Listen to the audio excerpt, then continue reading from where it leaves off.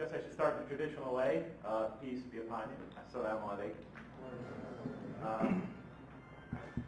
So I want to talk a little bit about questions of theodicy, questions about the purpose of life, and what I experienced in that regard from reading the Quran the first time as an atheist. I thought it might interest you. And but in order to talk about that, by the way, my wife always says I should outline my talk before starting because I have a tendency to lose my audiences. So I thought I'd start by describing why I was an atheist, because most people have a horrendous misunderstanding of atheism. And a lot of people think it's just motivated by hedonism or greed, hedonism or arrogance or things like that. I think it's deeper than that very often. And so I would like to explain why I think I became an atheist, and then I'd like to talk to you about what I felt the Quran has to say about the existence of man and humanity and our purpose. And I thought I'd present that against the backdrop of my first reading of the Quran. Does that make sense? Okay. Sorry, I keep saying it does not make sense, but I teach mathematics. All right. Well, let's see. Well, how should I begin? I guess I'll begin with my mom. In homage to my mom, I like to say that she certainly wasn't the reason why I became an atheist. My mom was the most beautiful person. I know she's my mom, and I'm biased, but seriously, she was the most beautiful, one of the most beautiful people I've ever known, if I try to think about that objectively. She was a very devout Roman Catholic. She was not the type to live her religion on her sleeve, though. She wasn't the type to try to push her faith or her religion on anyone else. But she just lived it day by day in her daily life, through her actions. She was the most giving and charitable person I've ever known, and never asked for any recognition in return. Really, she never really got it and never really wanted it. She used to work at 3030 Park Avenue in Bridgeport, Connecticut, in a ward for the terminally ill. She was the head nurse on that ward. And when I used to go and pick her up from work at the late night shift, I used to walk down the halls to find her, and her patients, her clients, used to call me over to their bedside. Now, these are people on their way out in life. And they used to call me over and tell me, Jeff, your mother is the most wonderful, the most compassionate person I've met. Many of them would say. I remember when she died, person after person came up to me and described my mom. They said, Jeff, your mother was a true saint. Like I said, she was extremely charitable. When she retired, and she retired because she became quite ill, she couldn't stay off her feet. She had to donate her time 5 days a week to work at the soup kitchen downtown, a very tough area of Bridgeport, feeding the poor. Never made a big deal about it. Just one more example. When she died, I had to help my father with the accounts because my mother took care of that. And they didn't have much money. But just before she died, she had about $30,000 left in her checking account. That's all my parents had to their name. They had to sell their house because the medical bills were driving them to ruin, financial ruin. So they had to sell their house. And hopefully they were going to use some of that money. But in their bank account, they had $30,000 to her name when she died. And about a week before she died, she wrote half of that. A check out for half of that to the soup kitchen. And she had no idea that she was going to die suddenly of a heart attack 1 week later. To write out half of all you had in a charitable donation, I think really says something about a person's religiosity. Not just religiosity, but human kindness. But in any case, of course, as her son, that's not what I remember most about my mom. What I remember most about my mom is how hard she worked to give my 4 brothers and I, we had no sister, how hard she worked to give my 4 brothers and I as normal and as balanced and as happy a life as she could provide us. And that was despite the handicap that we had acquired. And the handicap that we had acquired, I'm sad to say, and you probably already guessed it, was my dad, was my father. I don't know what it was with my father. Can you hear me all right? But my father was an extremely volatile man. He was one of the most violent people I've ever met. And he was extremely volatile. He had this inner rage boiling inside him. He was like a volcano, always ready to erupt. And he erupted far too often. And every night he tried to quell that inner rage with hard drinking. But his alcoholism only made him all the more unpredictable. For he could be, honestly, we could be at the dinner table and he could be laughing and joking one moment, and then a second later something would trigger it. You'd never know exactly what it was. And then he would interpret something through the contortion of his alcoholism, and he would get enraged and he would fly off the handle. And once that was triggered, for the next several hours we would have a violence running through that house like you couldn't believe. I used to describe it like, here comes the tornado. When I got older. Of course, when I was a young kid, I was speechless. But it was worse than a tornado. Because now I live in Lawrence, Kansas, and I know what tornadoes are like. And the good thing about tornadoes is, yes, they're violent, they're scary, they're vastly destructive, but they end quickly. And when my father erupted, it didn't end quickly. It would last several hours and would take a good deal of hard drinking. And several hours before he would finally go to sleep. Go to sleep. So living with my father, and like I said, this used to seem like it was a daily thing. I know it wasn't. Couldn't have been. Or we'd all be dead now. But, it seemed like it was at least once or twice a week. Once or twice a week. So living with my dad was like carrying a box of nitroglycerin. You're always aware that the slightest shift could set him off. And once he got set off, forget it. You just ran for cover. So my four brothers and I had a frightening and precarious child. But the worst of it, I was the fourth son, but the worst of it was watching my father regularly threaten, taunt, and abuse my mother.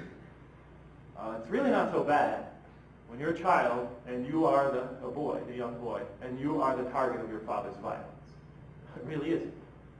You're too young to even comprehend what's going on. And at the moment of attack, you just want to get out of there. You're just trying to escape. You're not thinking about the psychological and emotional repercussions and after effects.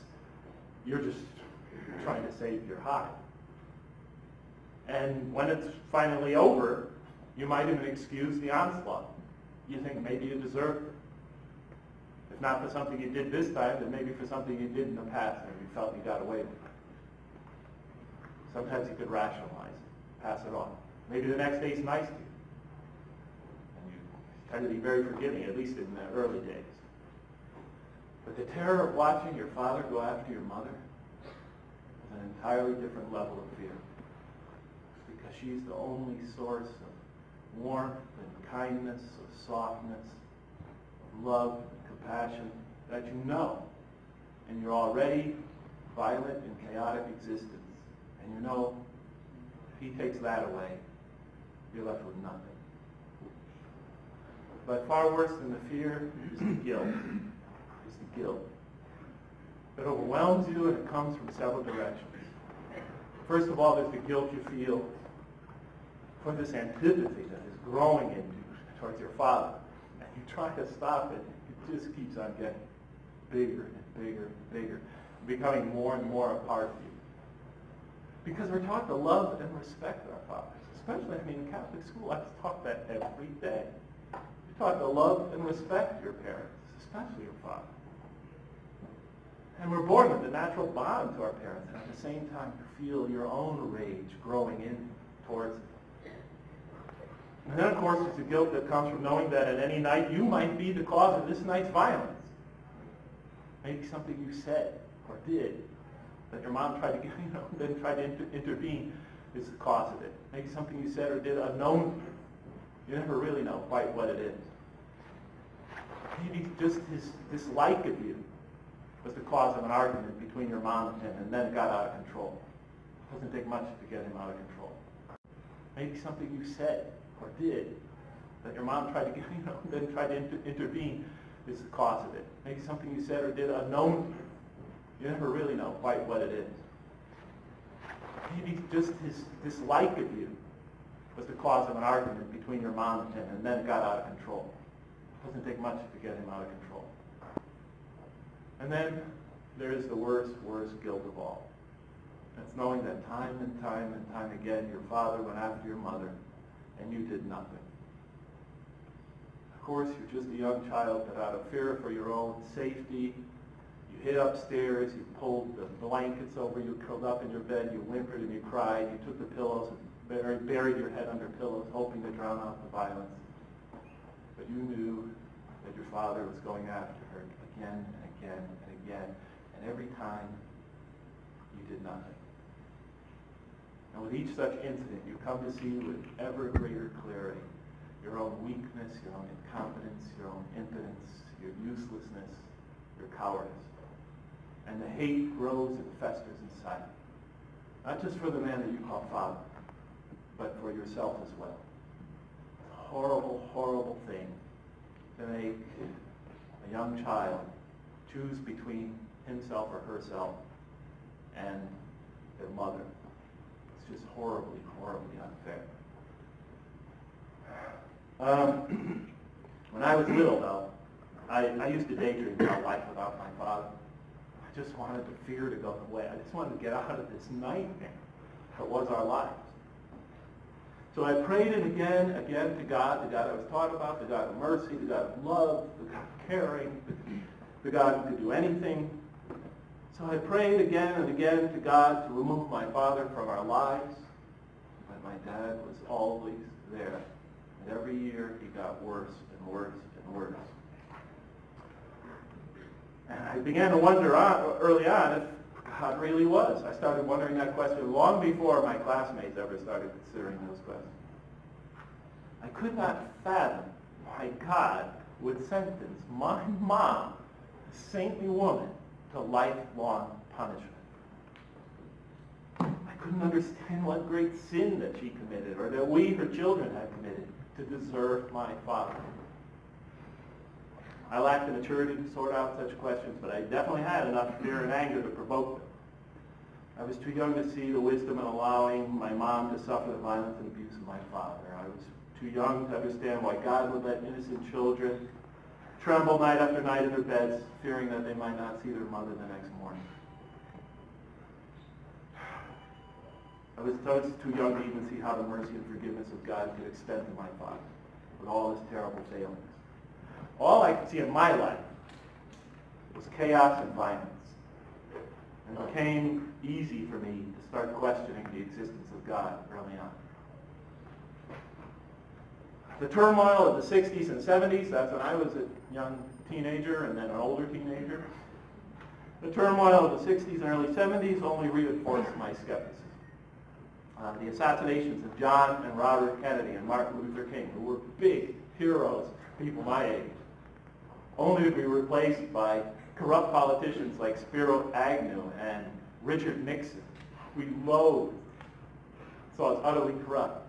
It was totally disorienting. And then there was the violence of Vietnam. And they didn't cover Vietnam like they cover the war in Iraq, which essentially they don't cover the war in Iraq in the United States. They really covered the Vietnam War. They brought you up close and personal on the battlefield, and you saw soldiers in agony.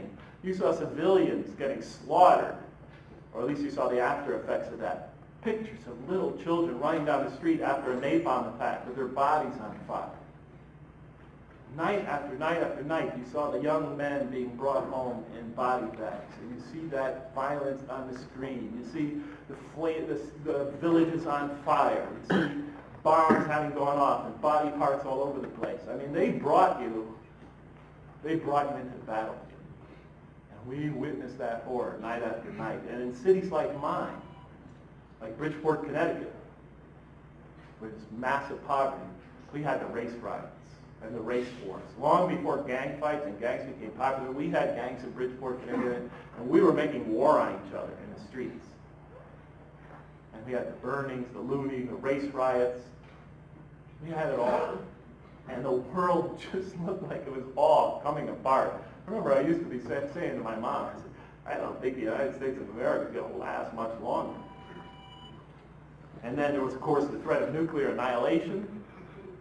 Could you imagine? All I could see in my world when I reached a teenager confirmed what my father had taught me so well. All I could see in my world was more chaos and violence. I saw that the world was dominated by undiscriminating violence and destruction.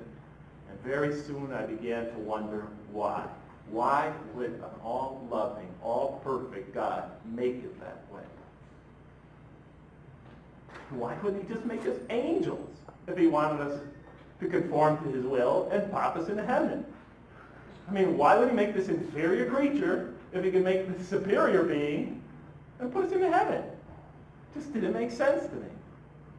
Why would he expose us to such suffering if he was a God of love? I love my kids. I tried to everything possible to protect them from the slightest harm. And he puts us here in this violence, this pain, this fear. Why would he do that? Couldn't a more perfect God make a more perfect world? Couldn't understand it. Where does evil come from, I thought? Temptation, where does it come from? All things come from God. Why would he do that? And then the worst thing I thought was, he's going to pop almost all of us, according to my, almost any faith, he's going to pop almost all of us in hell in the next life for just not having been born in the right creed. Does that seem fair, I thought? So I began asking these questions at school, asking them of the nuns. Jeff, that's a good question, I was told. I'll have to talk to Father Hanover about that. I'll get back to you. Remember, Sister Bernadette said that one. She never got back to me. Father Hanover was a very impatient man. He probably said, kick him out of school. I got to high school. I would ask the same question. Finally, junior year religion class, priest, theology major at the University, not Sacred Heart University, Fairfield University, a fine institution. He decides he's going to prove to us the existence of God. He begins his proofs. I start bringing up my counter-arguments. We go back and forth, back and forth, back and forth. Finally, he throws me out of class. But before he throws me out of the class, he says to me, Jeff, if you don't believe in God, what the heck are you doing here in a Catholic school? Up to that point in my life, I never even thought about it. I had always thought I was a Catholic. If you asked me that morning, what religion are you? I would have said, I'm a Roman Catholic. Suddenly, when he said to me, Jeff, if you don't believe in God, it dawned on me, do I really believe in God? And then he said, look, anybody who's like Jeff who doesn't believe in God, just get up and leave the classroom right now. I stood up. I walked out of that classroom. 6 of my students followed me. I convinced them of the atheist position. So there I was, an atheist, at 16 years old, at a Catholic school, the campus atheist. My friends treated me like I was some sort of hero. I was a big shot on campus after that. That didn't help, of course. Just fed my ego. But the years would pass. But I never lost interest in religion. I always, discussed, I was always eager to discuss faith with almost anybody who was willing to discuss it. And I say that I think the reason was not because I was searching. At least I didn't really feel I was. I think it was sort of like the way, ex-alcoholics need to become work for Alcoholics Anonymous or become counselors. They need to stay close to the problem that they feel wronged them so much. And I felt that was the reason why I was so close to, so eager to discuss religion with others. And I felt that was the reason why I was so close to, so eager to discuss religion with others. But in any case, my relationships, my friendships went from one circle to another. And, when I look back, there was a definite sort of pattern to it in a religious sense. First, my friends, of course, were all fellow atheists in high school. Then I graduated high school. I got to the University of Connecticut, who's ranked 20th in the nation today in football, and they're winning. And I got to the University of Connecticut, and I fell in with Jewish friends, and I became very, very close to my Jewish friends. And then I married a Jewish girl, and I became part of a wonderful Jewish family. And but she was an atheist also. I think I played a big part in that. But she was an atheist, and it was beautiful. You know, it was a very nice relationship. But I tell you the truth, I just did not have the ability to love anybody, really. I just couldn't find it in me. Because I learned that love just hurts. The object of your love could leave at any moment. And you know, I know that goes back to the person I loved most in my life, you know, when I was growing up. But it was true. I just couldn't let myself give my feelings towards anyone. So the marriage ended 2.5 years later on good terms, and but it was a nice experience, a beautiful family. I left them. I got to learn a lot about the Jewish perspective, much understood, much misunderstood. And then I left that family, and then I began to fall in with Buddhists and Hindus at Purdue University, where I went to graduate school. And then towards the end, I met a couple of Muslims. And to tell you the truth, their religion seemed no more irrational than anybody else's, and that surprised me because, you know, I had always felt that that was by far the most barbaric faith on the earth. But I realized that they have certain rationale and way of explaining themselves, and they weren't nearly as bad as I thought they would be. But when I went to the University of San Francisco to begin my first job as an assistant professor, I sort of took up where I left off. And I got adopted, or I don't know if they adopted me or I adopted them, but I fell in with a Muslim family, and we became very close. And they were not much older than I was. Their father had died, their oldest male, and that's an important position in a Muslim Saudi Arabian family. The oldest male was about 22, 23, about 4 years younger than I was. The oldest sister was about 25, 24, you know, just a few years younger than I was. They're all sort of my age. And of course they had a mom who was quite a bit older, but she wasn't there when I first met them. So I fell in with them and we became very close. It was a wonderful relationship. And then we started talking about religion.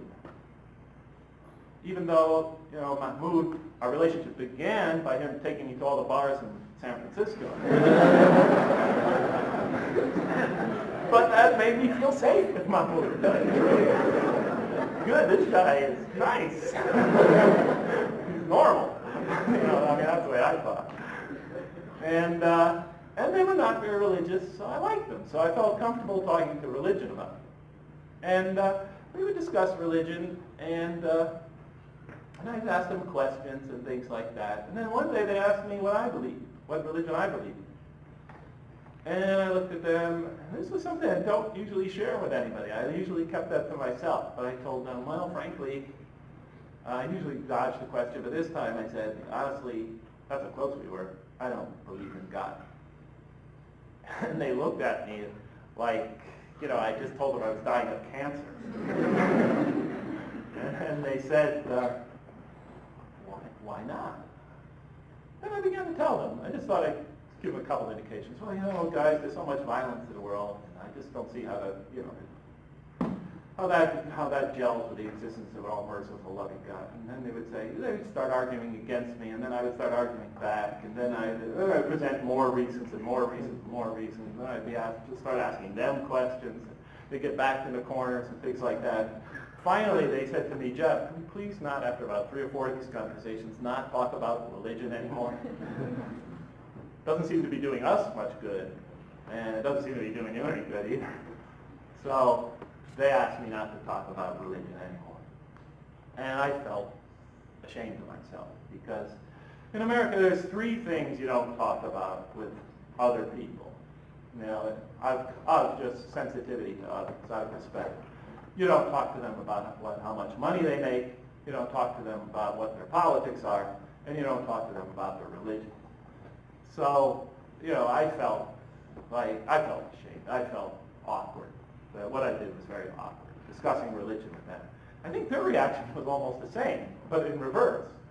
I think they felt like, oh, we feel so ashamed with ourselves. We cut off the conversation. This guy wanted to talk. You know, the Saudis are so hospitable and so sensitive to their guests. I think they felt that they had offended me. In any case, and there's reasons for that later, I found out. But in any case, to make a long story short, I'm going to my office one day at the University of San Francisco, and I walk into my office at Harney Science Center, and I always leave the door unlocked. And you might think that's crazy, but I am the most scatterbrained person on earth. I lose my keys several times a day. My mother says I'm the most absent-minded person in existence. She used to say if my head wasn't attached to my neck, I would have lost it long ago. I always remember my mom saying she had a great sense of humor. In any case, and she had to live with my dad. But in any case, so I always left the office door unlocked, and students would leave things in there, homework assignments, books. It became just common knowledge. Professor Lang's door is always open, even when he's not there. So in any case, I walk in this one morning, a couple weeks after the conversation with my Saudi friends, my new Saudi family, and I walk in, and there is a green text sitting on my desk. And I assumed it must be a math text or something similar, so I'm a student of law. So I walk over and I look at the text and I look down, and there on the cover it says something like the Holy Quran and English interpretation. I looked at that and I stared at it and I just got angry. You know, there's one thing you don't want to do with an atheist, make him or her think that you're trying to push your religion on him. You know, and I thought, what do they mean by this? I think I stood there for about 15 minutes without sitting down, looking at the Quran, thinking, what do they mean by this? Do they think I'm trying to say I have to become a Muslim if our friendship is going to continue? Are they trying to convert me to their faith? And I was really unnerved. Then I thought about it. Think about it rationally, Jeff. They go out to bars. I haven't seen any of them pray, even though they talk about it. During Ramadan, they ask me out to lunch. They're not the most religious people in the world. Never seen them trying to push the religion on anybody else. They never even brought up the subject to me. I was always the one that initiated the conversation. Quickly realized this was a peace gesture. They felt they had offended me. They were giving me this copy of the Quran essentially to say, Jeff, we don't have a clue about the kind of questions you answered. And we're sorry we had to cut off the conversation, but if you're really interested in that at all in our religion, here's a copy of the Quran. You know, dump it on his desk, that's the end of it. And they never brought it up. And I didn't bring it up either. He just received it as a gift. Although I did find out that they were the ones that dropped it off there. I received it as a gift, and I put it on my shelf. And I thought someday I'll take a glance at it. You know, just out of curiosity. I mean, I was fascinated by religion. But things got busy. Weeks went by.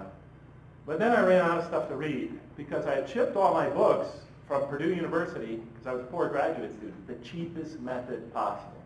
And they told me that it'd take 2-3 months to get there. But now it was like 6 months, and they still hadn't arrived. I had given up hope. I love to read. I had nothing to read. And the few books I did bring with me, I'd read some of them twice by now. Magazines were read. I'm sitting in my apartment in Diamond Heights one night, nothing to read. I turn on the Johnny Carson show, watch for 15 minutes, turn it off. And I look over to my left, and there on the coffee table, somehow I moved it to the coffee table, was the green text, and on it said an English interpretation of the Holy Quran, or something like that. The Holy Quran and English interpretation. So I thought I would pick it up, just have a quick glance.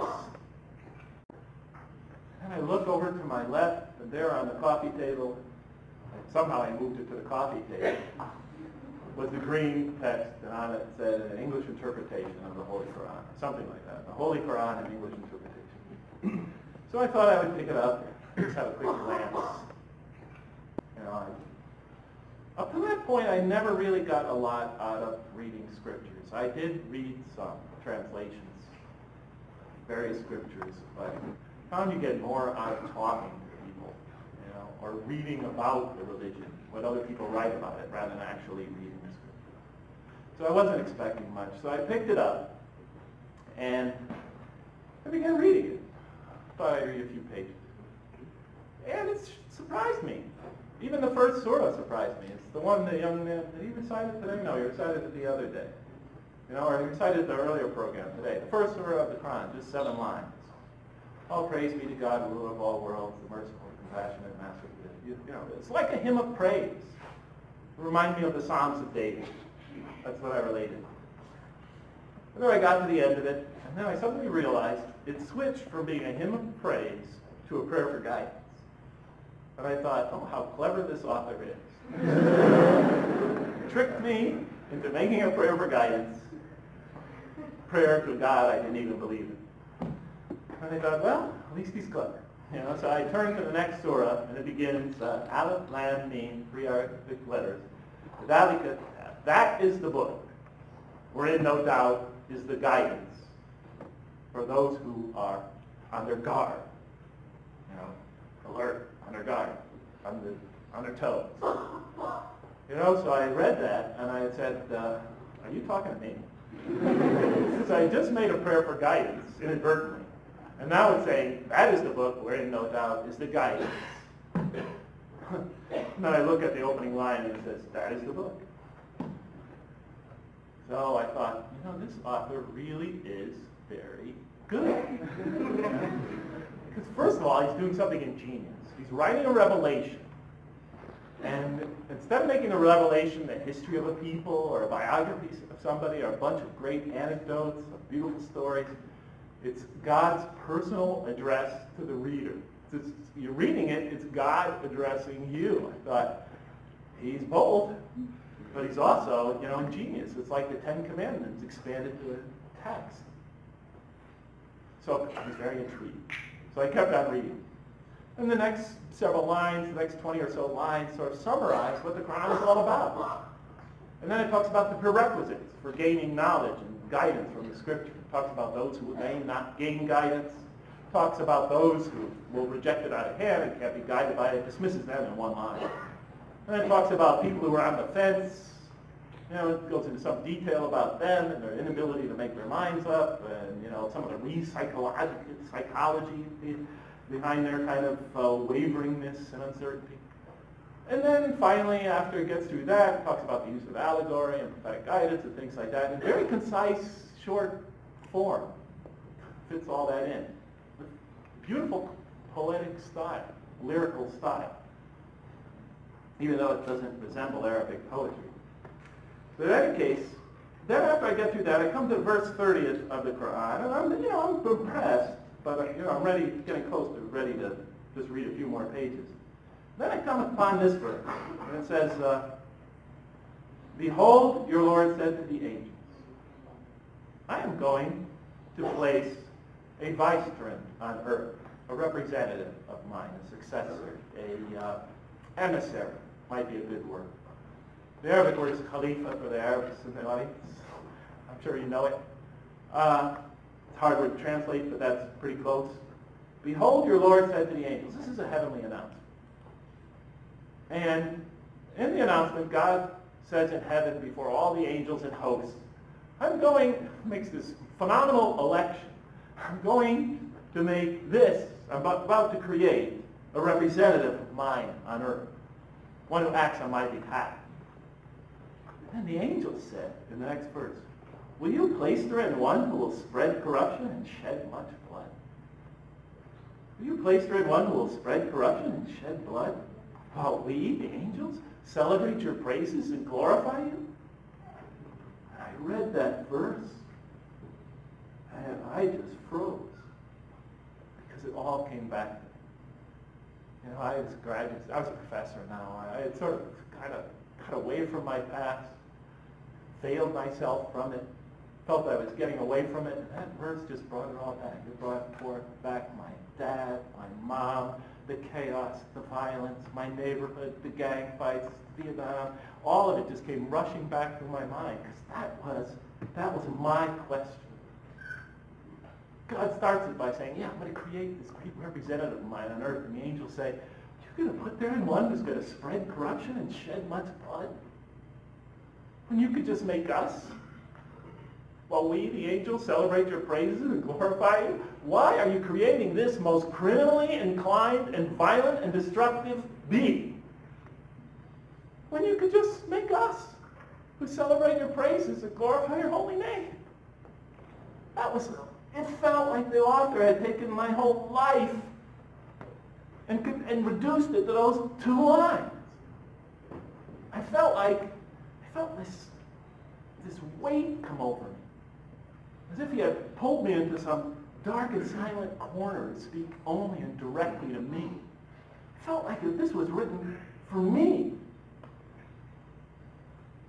And then the answer, God said, back to the angels in response, truly I know what you do not know. In modern parlance, you might say, truly I know exactly what I'm doing. I thought, you know what you do not know? You know exactly what you're doing? Are you joking? Don't you know what pain we're going through down here? Don't you know what kind of violence this world is dominated by? How the evil always seems to inevitably win out? With wars, and the famine, and AIDS, and corruption, and George Bush. You get the point, though. Every speech, I gotta go after George Bush. But seriously, don't you realize the magnitude of human suffering? And I say all that just to give you a sort of a feeling for what happened as I was reading through the Quran. Finally, constantly, getting in this veritable dialogue with the scripture, with the author. A very, very emotional dialogue. And at this moment, here I am, arguing against a God I don't even believe in, saying, don't you realize what you're doing to us? My 4 brothers went down that same dark path of alcoholism and drug addiction as my father. That was their escape. My escape was I used my mathematical ability to get out of Bridgeport, Connecticut when I was 18, and I very seldom came back after that. I never looked back. My 4 brothers weren't so lucky. One was a heroin addict, another one was an addict when he was 13, the brother I was closest to. Another one was a cocaine addict and a heroin addict. Another one was an alcoholic, and he died from it at an early age. My mom had to live through all that and suffer the guilt for knowing that she never divorced my father. And that became a major problem for her as she got older. But in any case, so you could see, I was really amazed. And to make it worse, the question's being asked in heaven. Why would you create this criminal creature, put him in an environment where he could work out his worst criminal inclinations, having this false feeling of independence from God, when you could just make them angels and pop them into heaven? A lot of content in that verse. Why would you create this criminal creature, put him in an environment where he could work out his worst criminal inclinations, having this false feeling of independence from God, when you could just make them angels and pop them into heaven? A lot of content in that verse. Well, I had to know how he answered the question. I didn't believe in God. I wasn't hoping to ever believe in God. I just was curious.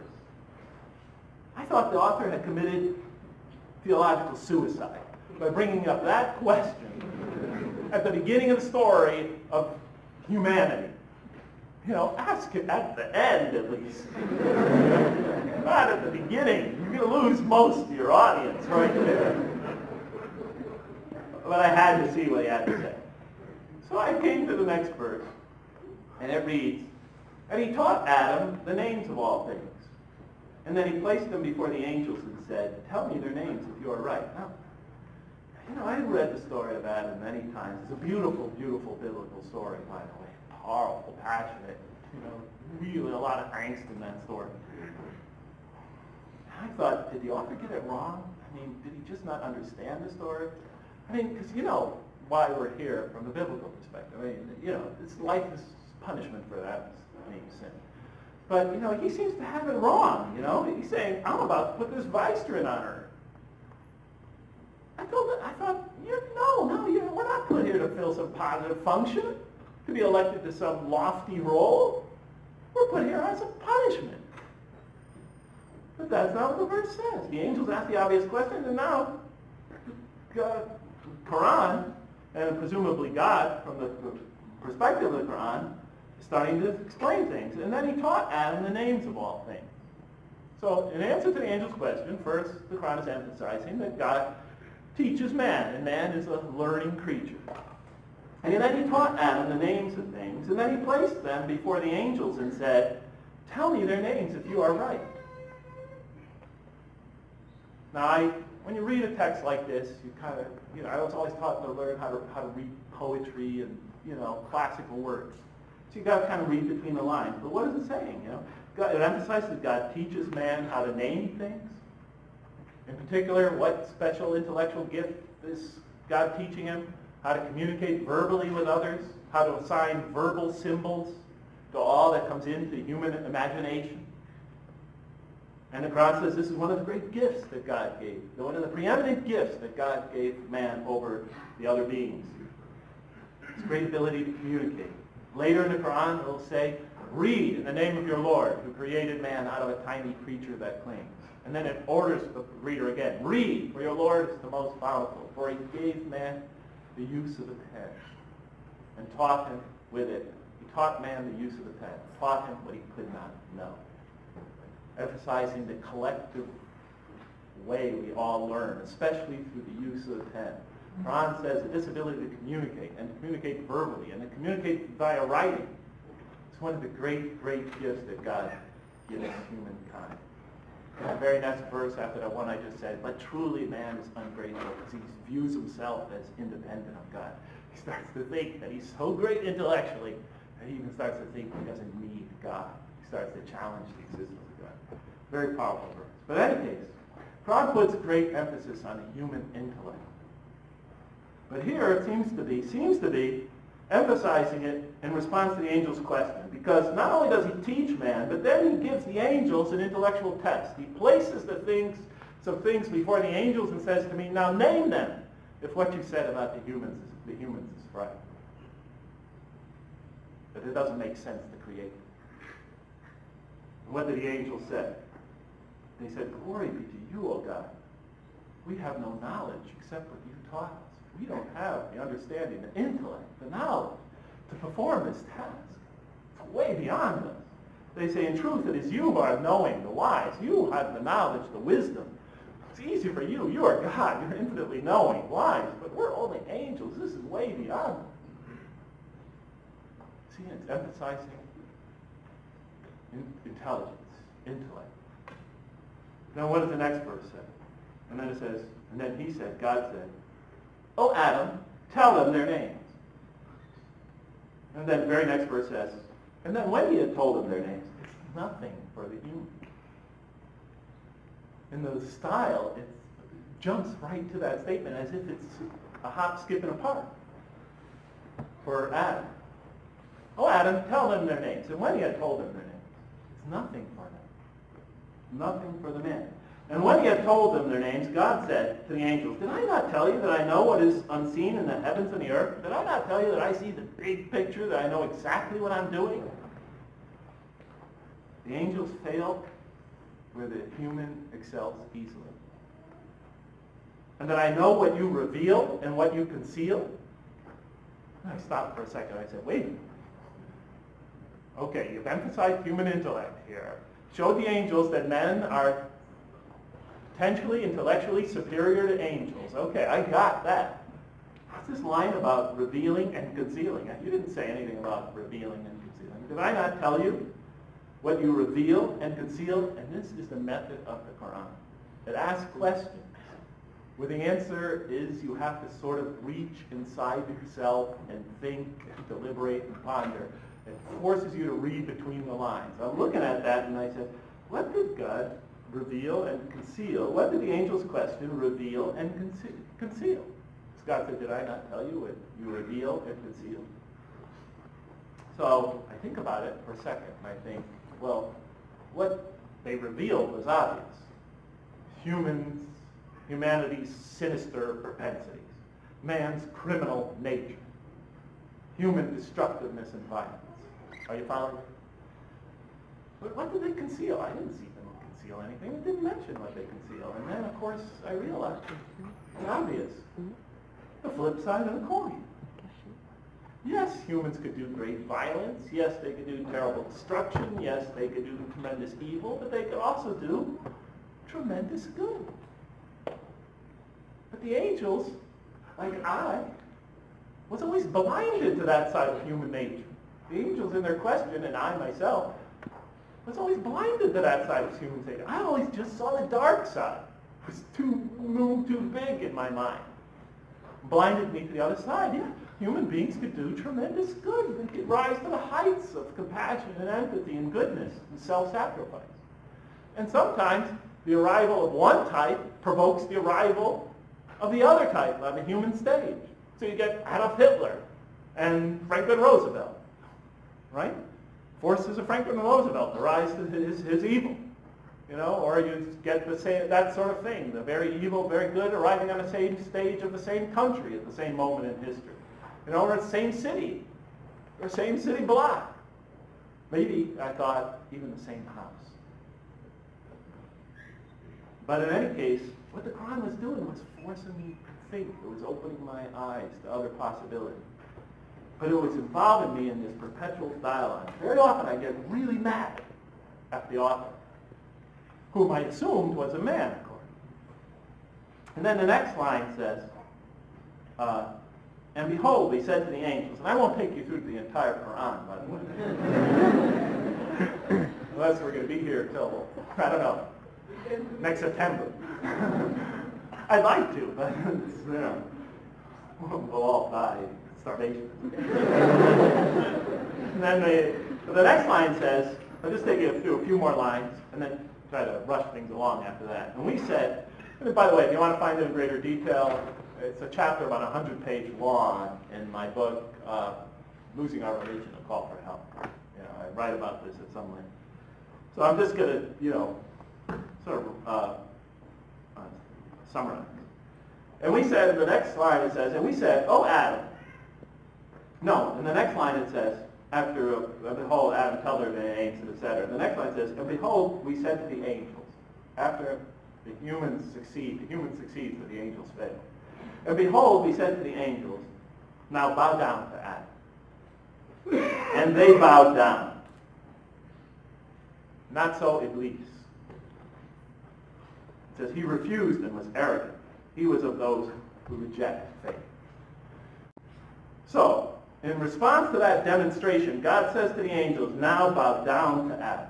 And I thought, what does bowing down connote? Because, I already realized that this author could pack tremendous meaning in just a few words. So I began to read it as if I was reading mathematics. Line by line, word by word. In mathematics, you have to pay, any math majors or you got to pay attention to every single detail. Every word in mathematics is essential, isn't it? It's great. It's great. Beautiful. So that's the way I started reading it, like mathematics. Every single word analyzed. So it said, and behold, we said to Adam, to the angels, bow down to Adam. I began to think, what does bow down mean, signify? Well, I just thought about it. What does it signify in human life? Bowing down, when one bows to another, often symbolizes servitude. One is going to serve the other. Now in the Quran, everything serves God, ultimately.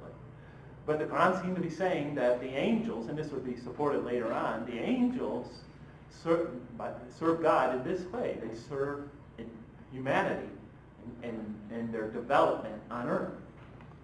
They guide humans in their development here on earth, their spiritual and moral development. So they're here to serve us in some sense.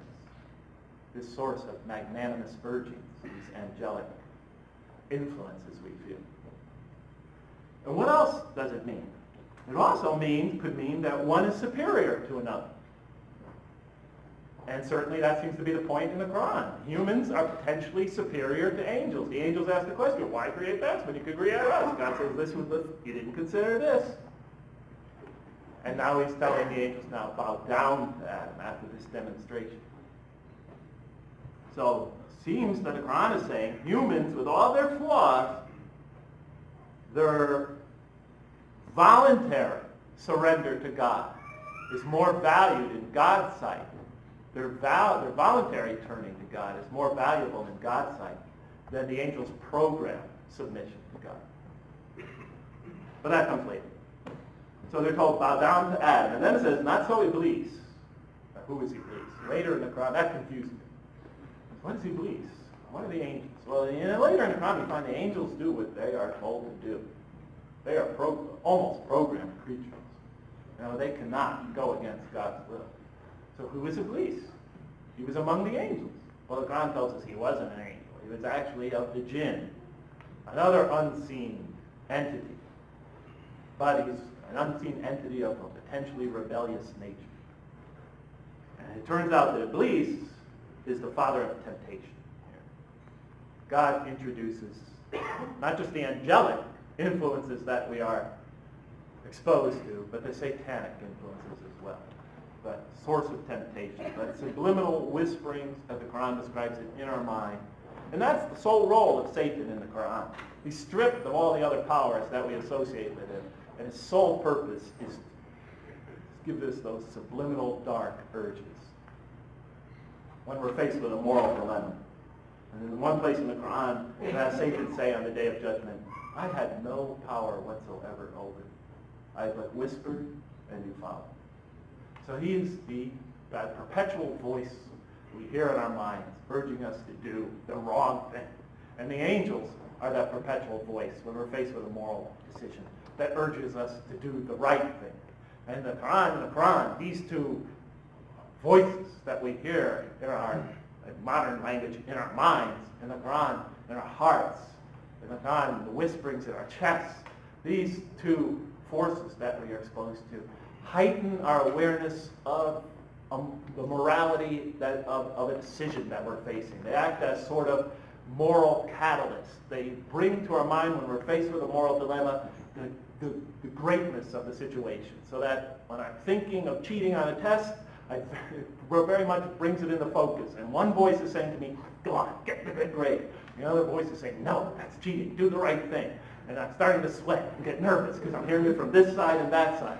It's really a catalyst for spiritual decision making. And that seems to be their primary role as you read through the rest of the Quran. I'm reading ahead a little bit. But in any case, what the Quran seems to be saying here is what? In answer to the angel's question, first the Quran says, look, these human beings are intellectual beings. Didn't I tell you? I see the whole picture. But God said he's going to put the beings on earth. When is he going to put them on earth? Well, not yet. First they have to go through this teaching process. They have to learn. Okay, and they're gaining wisdom, they're gaining knowledge, etc. He's still not putting them on earth. Now we find something else about the human beings. They're subject to not just angelic inspiration, but satanic inspiration. What is the Quran telling us about human beings? They are also not just intellectual beings, but moral beings. They have an intrinsic understanding of right and wrong, and they receive moral impulses in both directions. Are they ready to go on earth yet? Now God should put them on earth. We now know they're moral beings. They're subjected to these two influences. They're intellectual beings. Okay, put them on earth. No, God's not ready to put them on earth. And behold, he said, the angels bowed down to Adam, and they bowed down, not so Iblis, he refused and was of the arrogant. Selfishness. Always putting yourself above the rights of others. You feel the right to impinge on someone else's God-given rights. Because you're selfish or arrogant. In any case, but that's a peripheral thing. He was of those who reject faith. So we go to the next verse.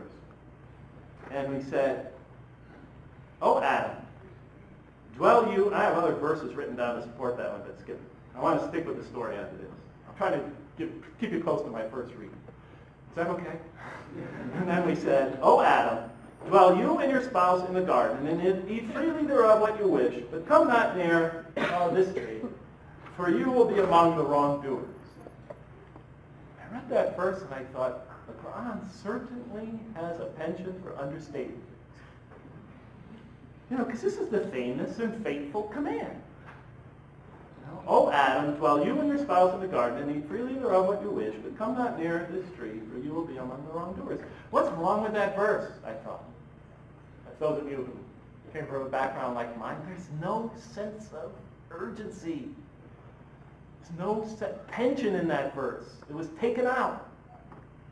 You know, the story I grew up with, which I thought was a magnificent story, I looked at all these things from a literary perspective. I'm sorry, I did. And I'm not putting it down. I think it's beautiful and powerful. But in the story I grew up with, God is threatened at the possibility that man may eat from the tree. But in this verse, he's as relaxed as can be. Oh, Adam, you and your spouse dwell in a garden, eat freely thereof what you wish. But come not near, and it's like the tree is picked at random.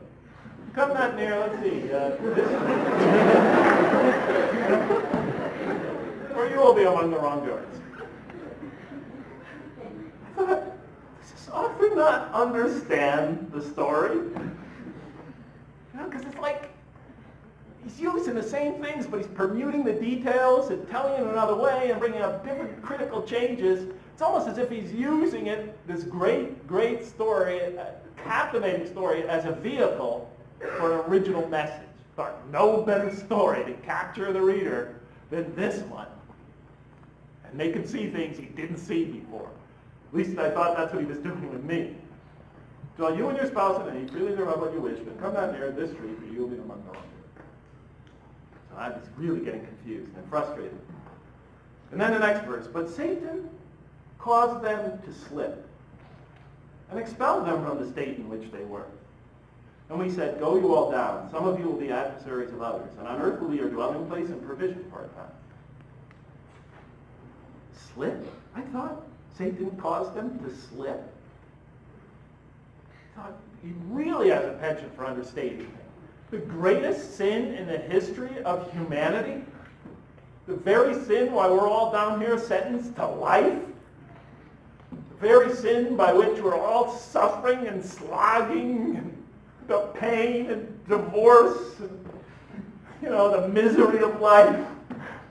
My life wasn't going well at that moment. My love life wasn't. But in any case, all that, the breakups, the agony, the pills, you know. Well, agony is me. You know, all this, and he describes this thing, like I said, the AIDS, the conflicts, the violence, the wars, George Bush. He describes it as a slip. I just thought that was a mistranslation. I went to my Arab friends. Excuse me, I just want you to help me interpret this verse. They go, oh. I went to my Arab friends. Excuse me, I just want you to help me interpret this verse. They go, oh dear. I was a look on their face. Yeah, let's try this verse. Let's try to, just word by word. I just want to, just literally, don't read into it anything. They said, Jeff, we hardly ever read the Quran. Okay, that'll help. So the verse says, فَأَزَلَهُمَّ الشَّيْطَانُ مِنْهَا. So we read it. Word by word, take me in that way. So, أَزَلَهُمْ shaitan. Satan did what? Satan what? What's the word mean? Well, he said it's the causal form, form 4 of the verb zella, which means to slip. It means to cause a slip, to make a slip. He said, are you sure about that? He looked at me, make a slip. Satan made them slip? We got on an Arabic-English dictionary, I looked it up. It says slip. It says a momentary loss of focus. A brief loss of focus. The greatest sin? A brief loss of focus? My brother Mark, whenever he used to make a mistake, he also used to toss it up and say, I'm sorry, Jeff, I slipped up. My Uncle Bob, when he used to pick me up from work 10 minutes late every day, or 15 minutes, he was an alcoholic also, my Uncle Bob. But he used to always come and pick me up for work late. He used to say, sorry, Jeff, slipped up. Won't happen again. Every single day. But the connotation is it's something minor. And here it was. It means something minor. It's a slip. Satan caused them to slip and expelled them from the state in which they were. They were no longer the state in which they were. How could that be a slip? And then I thought about it. Wait a minute, Jeff. You just can't let go of your background. Was it anything but a slip? Was it really all so bad? Did they murder somebody? Did they commit highway robbery? Did they commit grand theft? They didn't even bump off a 7-Eleven. They ate a couple pieces of fruit.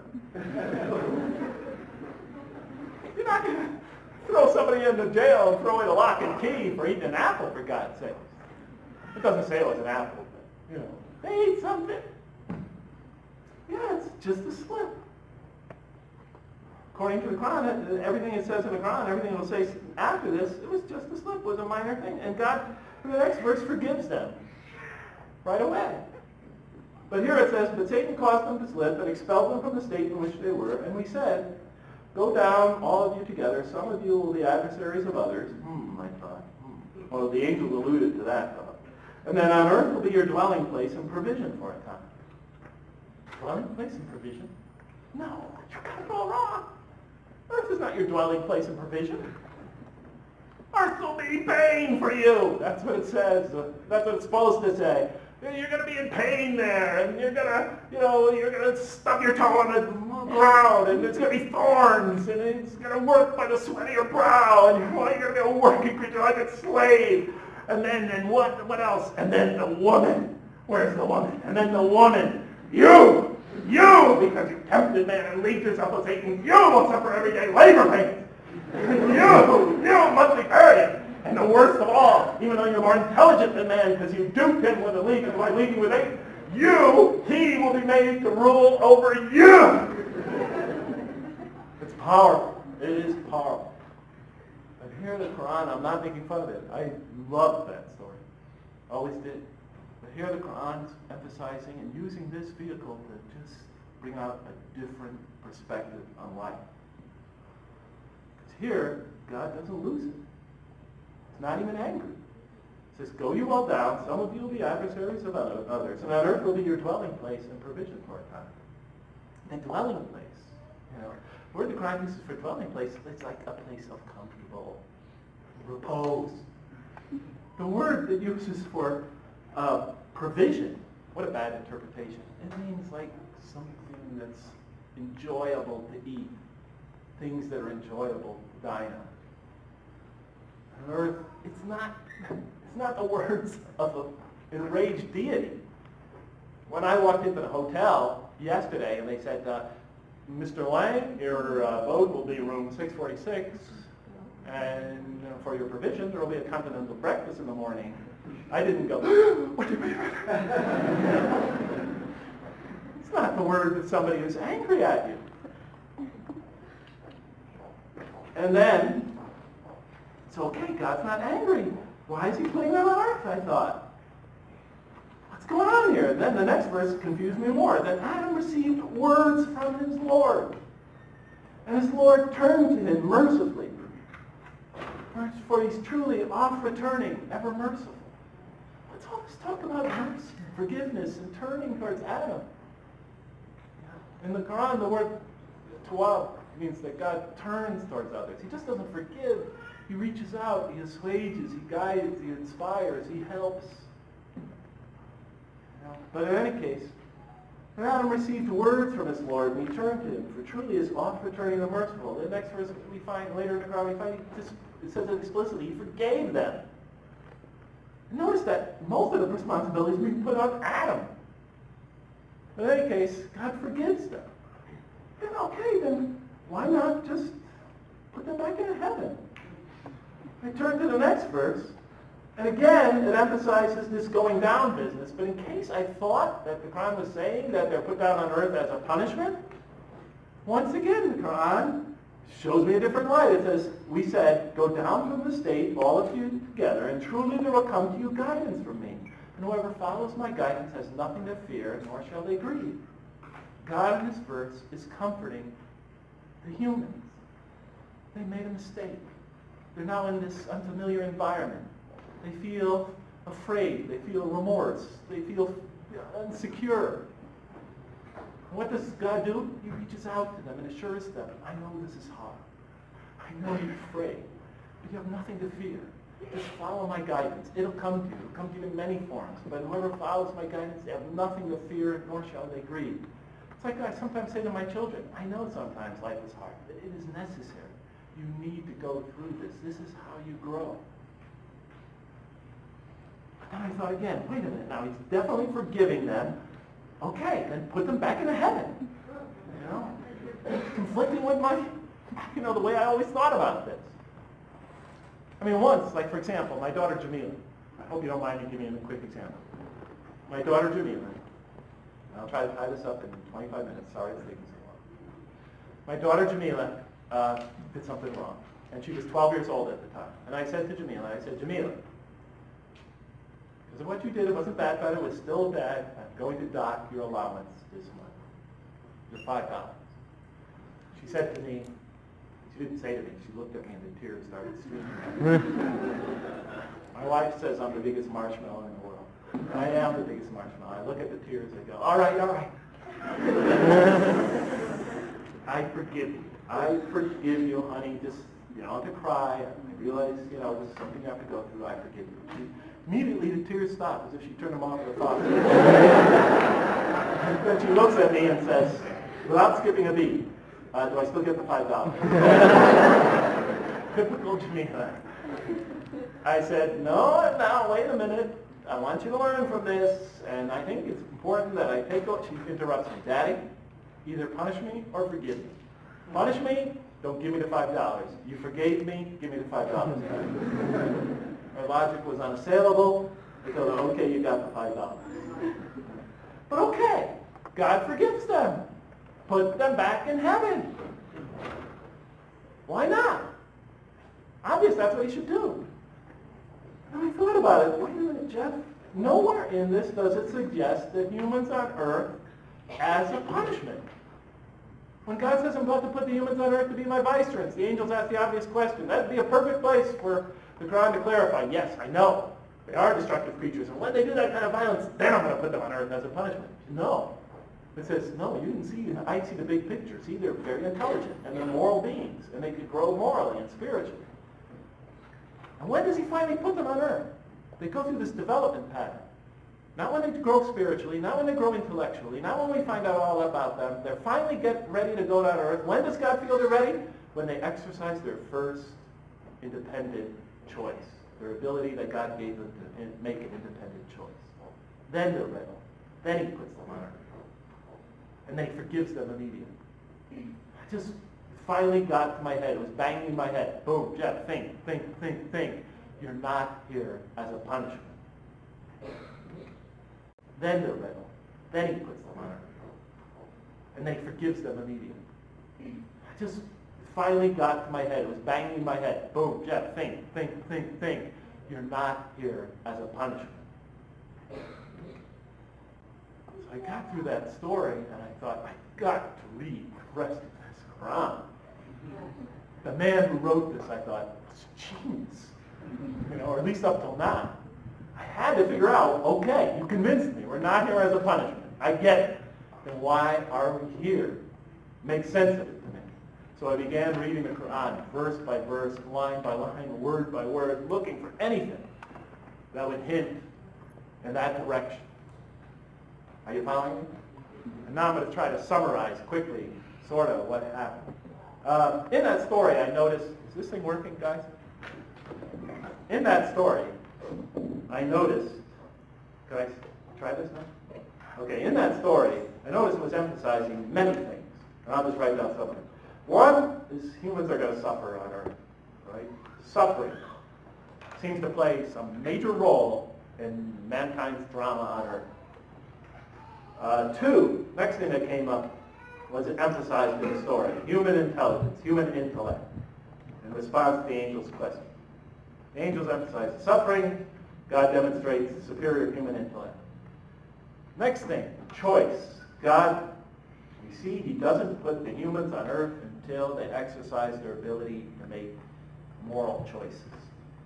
Then they're ready to begin their earthly sojourn. Then they're ready to become his representatives on earth, if they choose the role.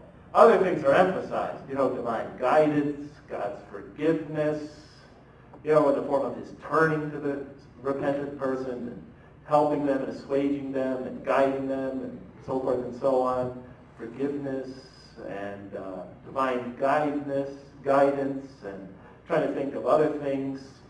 I usually have a whole list here. But in any case, the three that I want to emphasize right off the bat, though, the three that intrigued me were suffering, intellect, and choice. These were the things I used to argue against my mother with. Why would God put us down here to suffer? Why does he give us intellect if our minds lead us to naturally question his existence and come up with powerful arguments against him? Why does he give us choice? Why didn't he just program us to be good if he wants us to be good? Are you following me? So these were the three that interest me the most. So when I was reading through the Quran, I was really keeping alert to anything it had to say about suffering, intellect, and choice.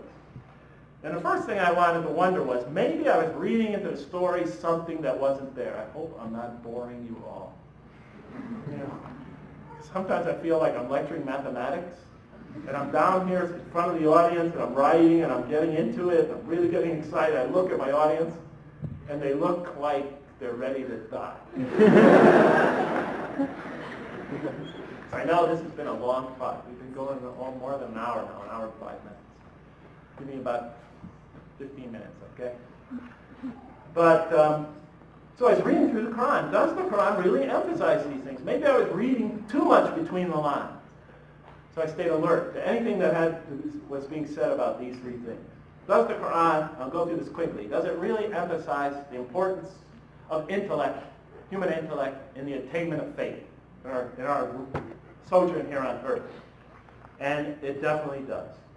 The rational and didactic tone of the Quran is one of its most salient features. Time and time again, or Orientalists even, who had a chip on their shoulder when it came to Islam back in the days of early Orientalism, would point out that the Quran puts too much stress, they thought, on reason, the use of reason, and the importance of reason. And one of the Quran's fundamental theme is that most people ignore or reject God's signs and revelations and corrupt religion. Why? Because they fail to use their reason. The Quran says it again and again. They will not use their reason. It says they prefer to follow tradition. When you tell them, why don't you use your reason, they say, we're going to do what our fathers told us to do. We're going to follow in our fathers' footsteps. And then the Quran says, what? Even though their fathers were ignorant? Will they not use their reason? We'll constantly ask that question again and again. It says that those who distort religion, they refuse to reason. And there are people who do not reason. The Quran says that exactly 8 times. And then it says, will you not use your reason? It asks 14 times. It says God reveals signs, lessons, and admonitions so that perhaps you will use your reason. It's 8 times that quote appears. It says, in the Quran, from its viewpoint, reason and faith are allies. One helps the other. Reason and faith are allies, just as illogic and false belief are from the standpoint of the Quran. It says those who benefit most from the Quran. Here's how it describes those who benefit most from the Quran. And there's a lot to be read in how an author describes things. Those who benefit most from the Quran are persons of insight, 16 such descriptions. Firmly rooted in knowledge, 8. Use your reason, 10. Stand on clear evidence and prove, 7. You notice? Saying that, the people that are, get guided most by this scripture are using their reason, right? Are intelligent, are reflective. They ponder. While those who are opposed to revelation are, look at these descriptions, deluded, and 9 such descriptions, and manifest error and obvious error, 28 such descriptions, ignorant, 15, foolish, 3, have no understanding, 9, only follow surmise and conjecture, 9, and blindly adhere to tradition. Now for those of you in the Muslim community, that describes most of our leadership. Sorry to say. Well, that's too harsh, I'm sorry. But sometimes it's true. In an almost Socratic style, the Quran repeatedly quizzes the reader and calls into question his or her assumptions. Again and again it asks, what do you think? It begins 18 questions with those 3 words. What do you think? Have you considered? 17. such questions begin that way. Do you suppose? 7. Sounds like a philosopher. Do you suppose? Do they not ponder? Do you think at all? 18 such questions. The message is clear from the standpoint of the Quran. To gain truer faith, we need to free ourselves from inherited notions and examine our beliefs rationally. Always had that responsibility. I could go on and on about this, but I think you get the point. The Quran, I believe, really does a tremendous emphasis on reason in the attainment of faith. What about choice? I'll just read you a few verses very quickly because you guys look like you could use some Gatorade. It says, let there be no compulsion in religion. The right way is henceforth clearly distinct from error. Faith must be voluntary. It has to be a choice. It says, had God willed, he could have indeed guided all of you. I thought, why didn't you? Why didn't you just make us clones of one another, spiritual clones, rightly guided? Do not the believers know that had God willed, he could have guided all mankind? Why not? I thought. If God had willed, if we had willed, he could have given every soul its guidance. Give it to me.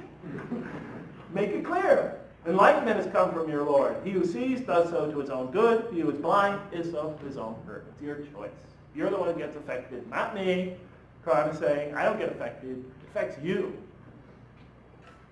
You can't hurt me in the least. I will tell you, you're only destroying yourselves. And whoever is guided is only to his own gain. If any stray, say, I am only a warner. Another verse has the prophet say, I am not a warden over you. That's not my job.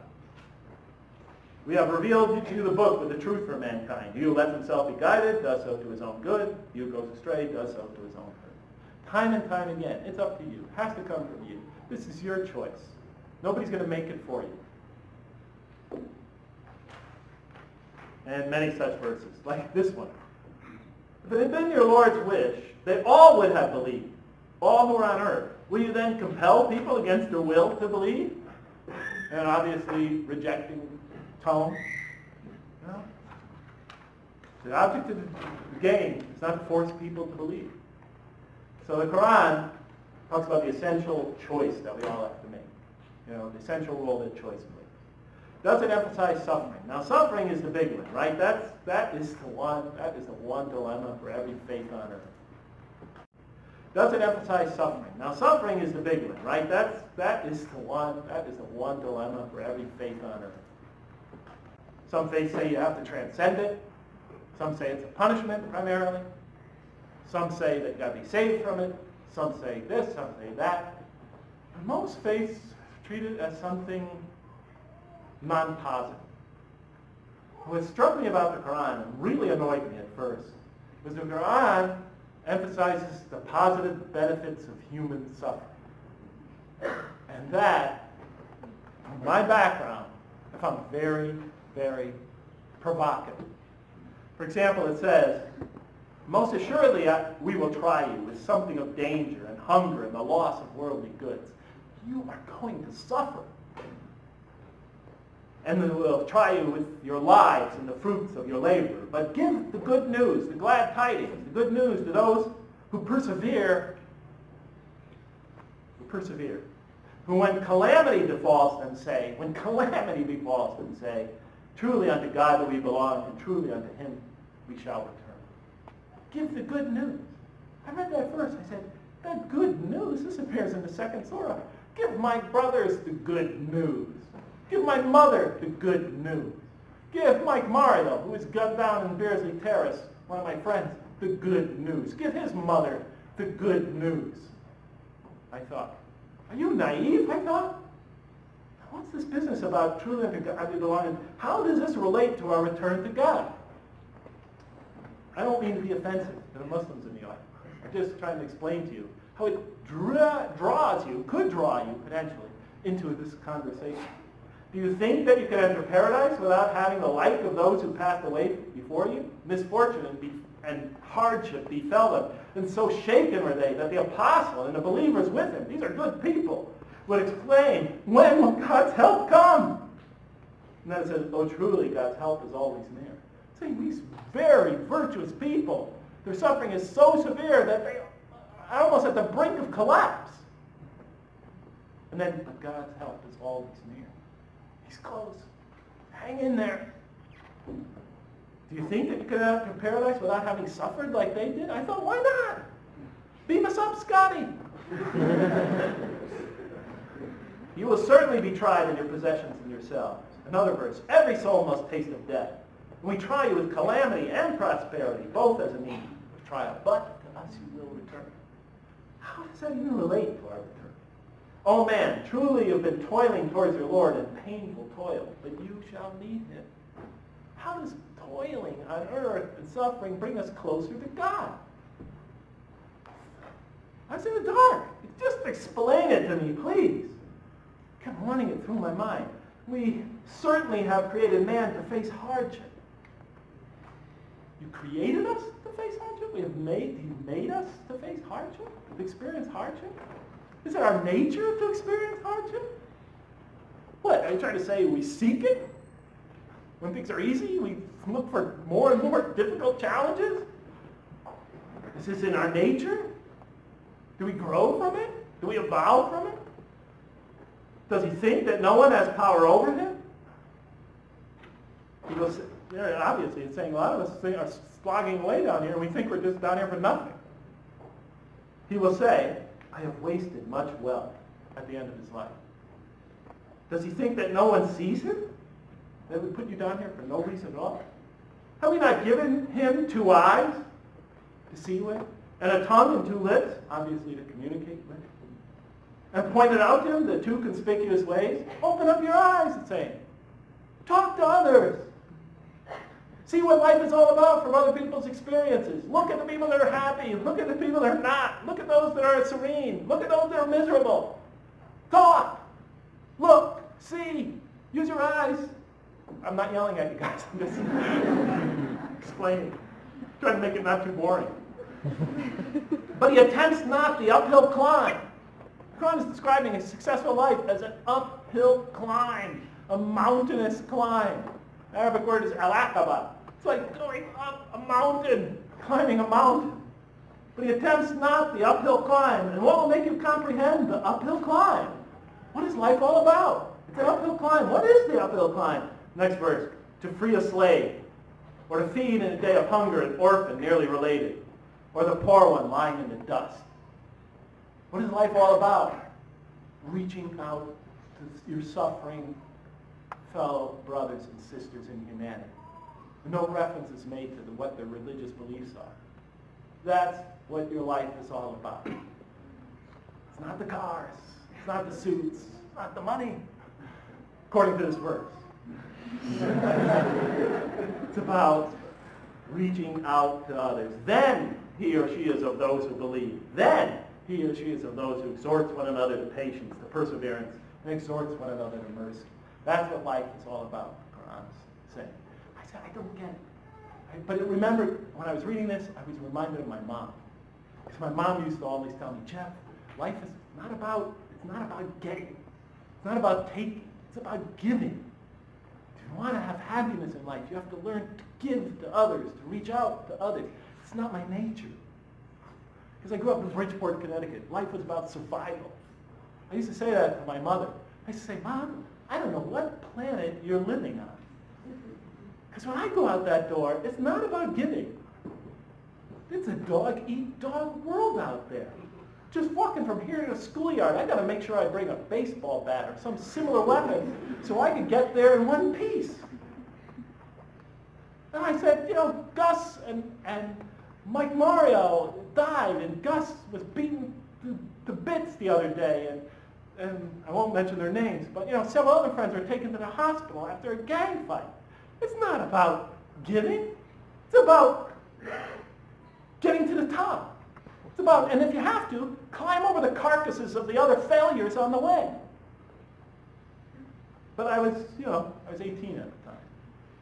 But now, when I read this verse, I was reminded of my mom, and I was almost at the end of the Quran. I thought about it, but to tell you the truth, my mom was a very happy person. She was at peace. She was serene. She loved her life. As bizarrely as that sounds, she had such a positive attitude. She had so much joy. And she was living with an unending nightmare. And my dad, who lived by my philosophy, he was a tortured individual. And when I thought of others like them, I saw the same. The people that had the most joy and happiness in life were those who followed my mom's philosophy, this philosophy. And the people that didn't were the people that followed my creed. But still, I was at the end of the car, I couldn't figure it out. Okay, yeah, I agree with you. You know, reaching out to others, giving to others, you know, self-sacrifice. Yes, it might give you serenity and peace and make your life more joyful, but that's what it's all about. As the Michael Jackson song says, to just make the world a better place for you and me. Why do we have to suffer? Why do we need intellect? Why do we need to have this ability to choose? Why didn't God just program us to be that way? I still couldn't see it, and now I'm almost at the end of the Quran. Then I had verses like these in the Quran. It says, "Oh, our Lord, raise up in their midst a messenger from among themselves who will recite to you your signs, and to recite to them your signs, and teach them the book and the wisdom, and cause them to grow."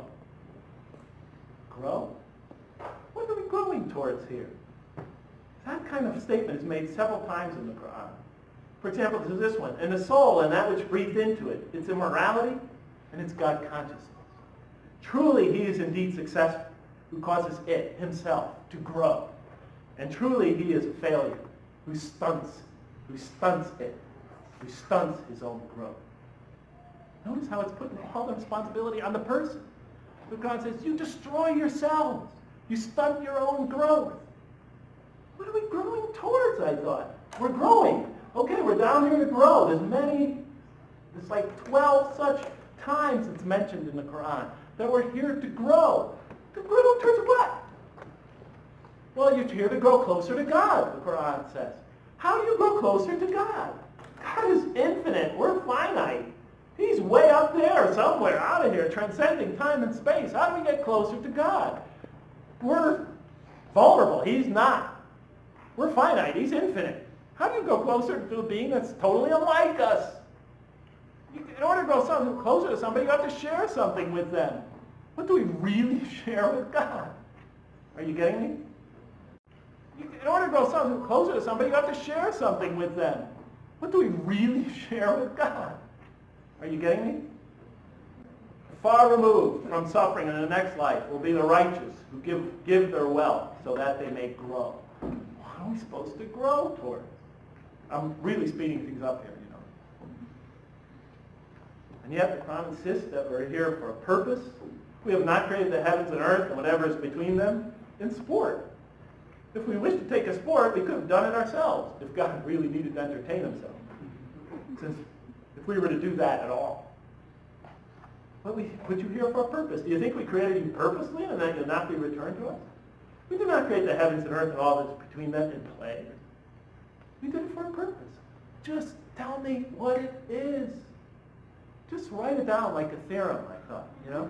Like a thesis, you know? Okay, maybe nobody else will read it because it'll be so terribly boring.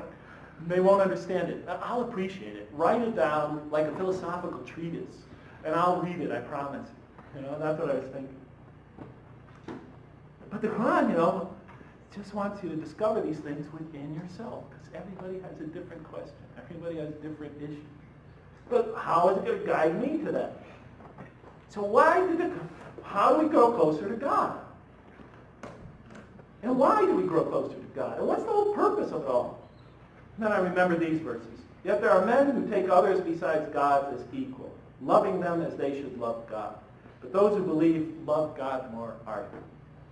Another verse, if you love God, follow me, and God will love you, and forgive your faults, for God is the forgiving, the merciful.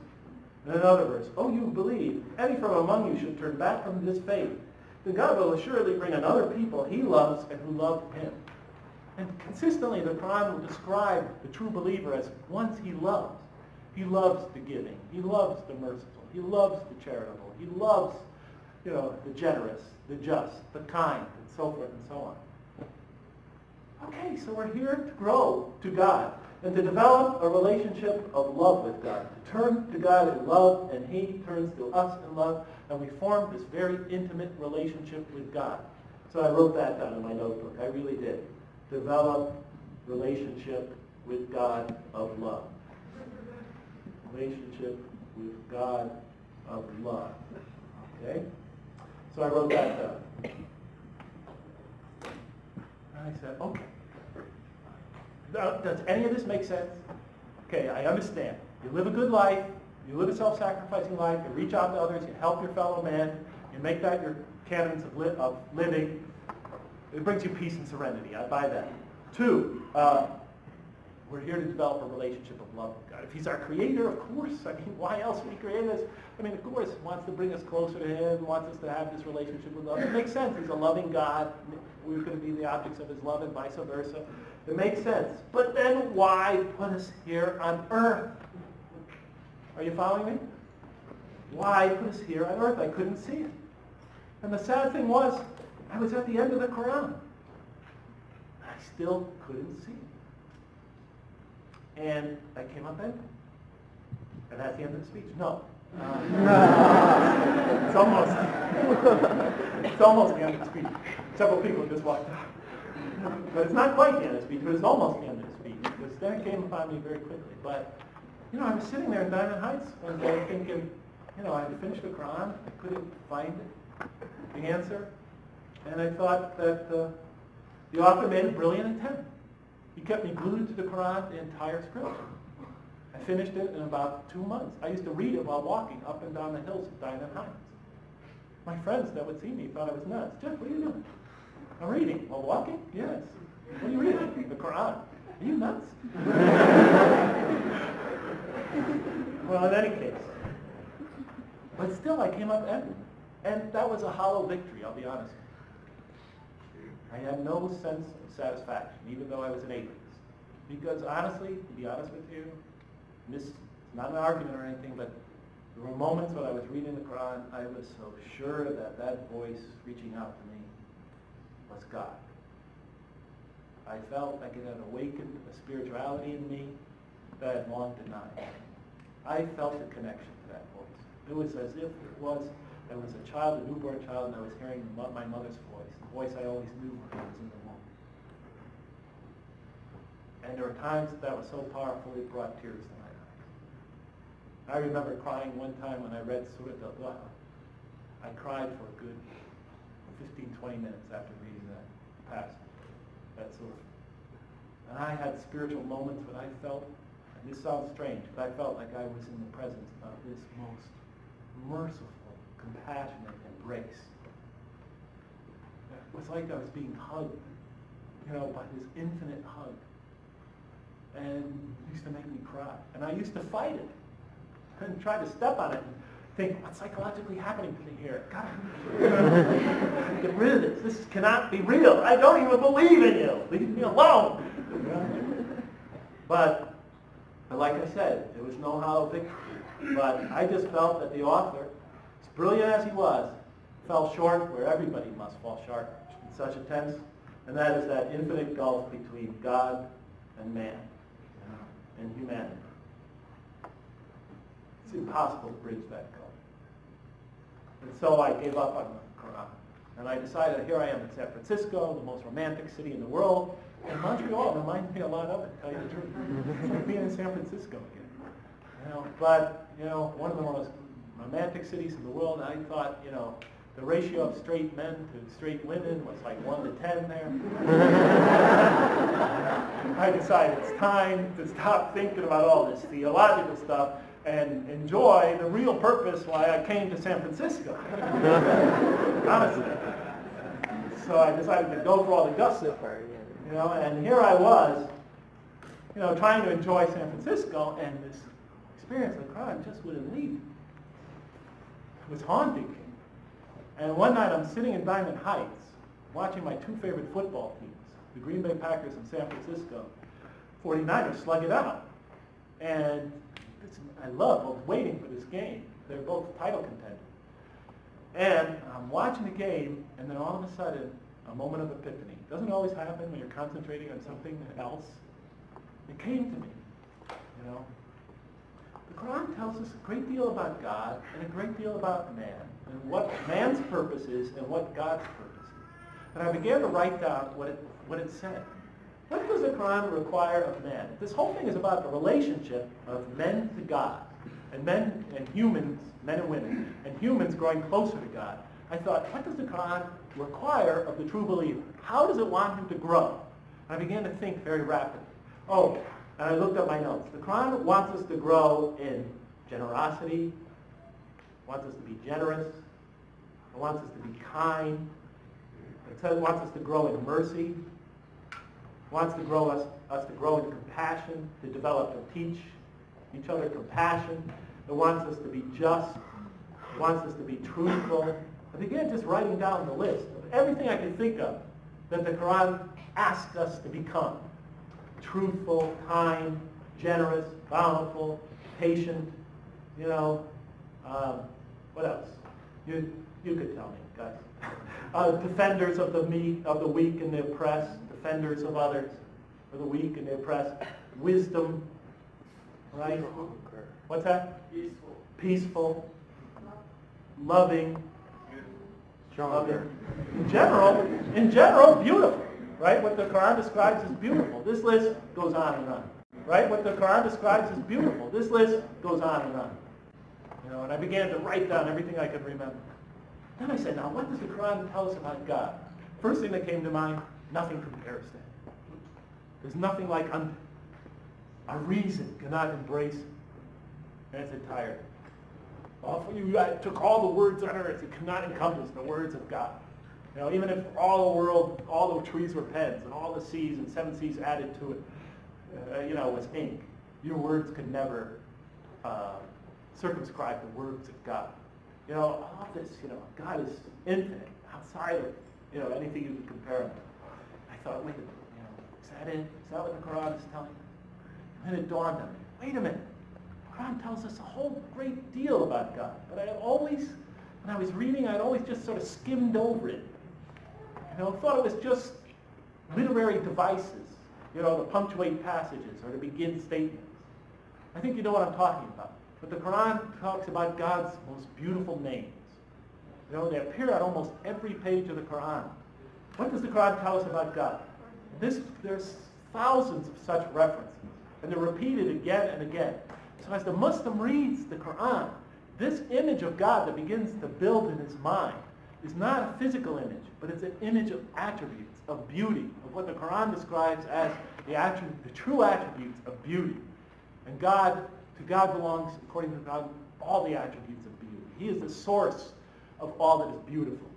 What does the Quran tell us about God? It tells us he's the infinitely generous, the infinitely kind, the infinitely merciful. He is the merciful. That's why I say infinitely. He's the source. He is all the mercy comes from God. Compassion, right? He's compassionate, the compassionate one, the just. You know what I'm going to write here. He is the truth. He is the clement. He's the defender of the oppressed, right? He is the wise, the peaceful, or the source of all peace, the loving, al-wadud, and on and on and on. Are you following? The minute I thought about it, the minute I saw those two lists in front of me, I realized, as I'm writing this list, I'm also writing this one. Everything the Quran asks us to grow in, God is the infinite source of. So the more we grow in generosity, the more we grow in our ability to receive and experience God's infinite generosity and to relate to that. The more we grow in kindness, the more we grow in our ability to receive and experience God's kindness here on earth and infinitely more in the next life when all is stripped away. The more we grow, and the Quran tells us when we come into this life, God breathes something of His Spirit into us. The seeds of all these things are in us. But as we live our life and make our choices, our moral and spiritual choices, we either nurture those things with God's help or we stunt them, as the Quran says. So the more we grow in mercy, the more we are able to relate to God's infinite mercy. The more we grow in justice, the more we grow in our ability to receive and experience God's infinite justice. Here in this life, infinitely more in the next. You know, when I explained this to my children, you know what they said to me? Daddy, that's the lamest thing I've ever heard. They're only like 13, 12, and 10 at that time. So I said to them, guys, let me give you an analogy. This only takes a few minutes. I said, let me give you an analogy. I said, okay. Let me give you an analogy. He's going to write something. Let me give you an analogy. Let's say I have 2 goldfish, which I had when I was a little boy, a dog, which I had when I was a little boy, and 3 daughters, which I have now. I told them, no matter how much of my being I showered on that goldfish, and I tried to let that goldfish, because I loved that goldfish, I tried to have that goldfish experience all that I was. I dolted on that goldfish. I spent hours and hours and hours trying to let that goldfish, talking to that goldfish, loving that goldfish. But you know, I came to realize at some stage that that goldfish, well, it didn't matter I was there or not. So it can only experience all that I am to a very small degree, because it's a primitive creature. But I told him, my dog Sergeant, that I had, was such a beautiful German Shepherd. He loved me. You know, he could experience what I was to a much higher degree than the goldfish. Of course, he didn't really understand my ration, my logic. And he didn't understand, you know, a lot of my wisdom as it developed. And he didn't understand my deeper motivations and things like that in all my aspects. But he understood my kindness. He understood my protectiveness. And he appreciated it and my generosity. He understood those because he protects. He was a protective animal. He is a giving animal to some extent. You know, he's a loving animal to some extent, and he could experience my love. But I said, you, my children, are much more complex creatures than my goldfish. The more you grow in your attributes of beauty, the more you'll be able to experience and understand and relate to whatever beauty of mine I can impart on you. And vice versa. And I told them, so it is with God. In order to grow closer to another being, we have to share something with them. So if I want to get to you closer physically, I move my body closer to you because we're both bodily creatures. If I want to approach you rationally, I approach you through your intellect because we're both intellectual beings, through arguments. If I want to approach you emotionally, I approach you with sentiments because we're both emotional beings. How do we grow closer to God? He's not corporeal like we are. You know, he's not finite like we are. But the Quran, we grow in beauty because God is the beautiful. All beauty comes from God. And the more we grow in beauty, the more we grow in our ability to receive and experience, like my kids could receive and experience my beauty. We grow in our ability to receive and experience all that is beautiful. You know, God, the infinite font of all beauty. Are you following me? But I said, okay, that makes sense. And then I thought about it. Wait, Jeff, you've been seduced. Because it still doesn't explain. Let me go back to the other window. It still doesn't explain.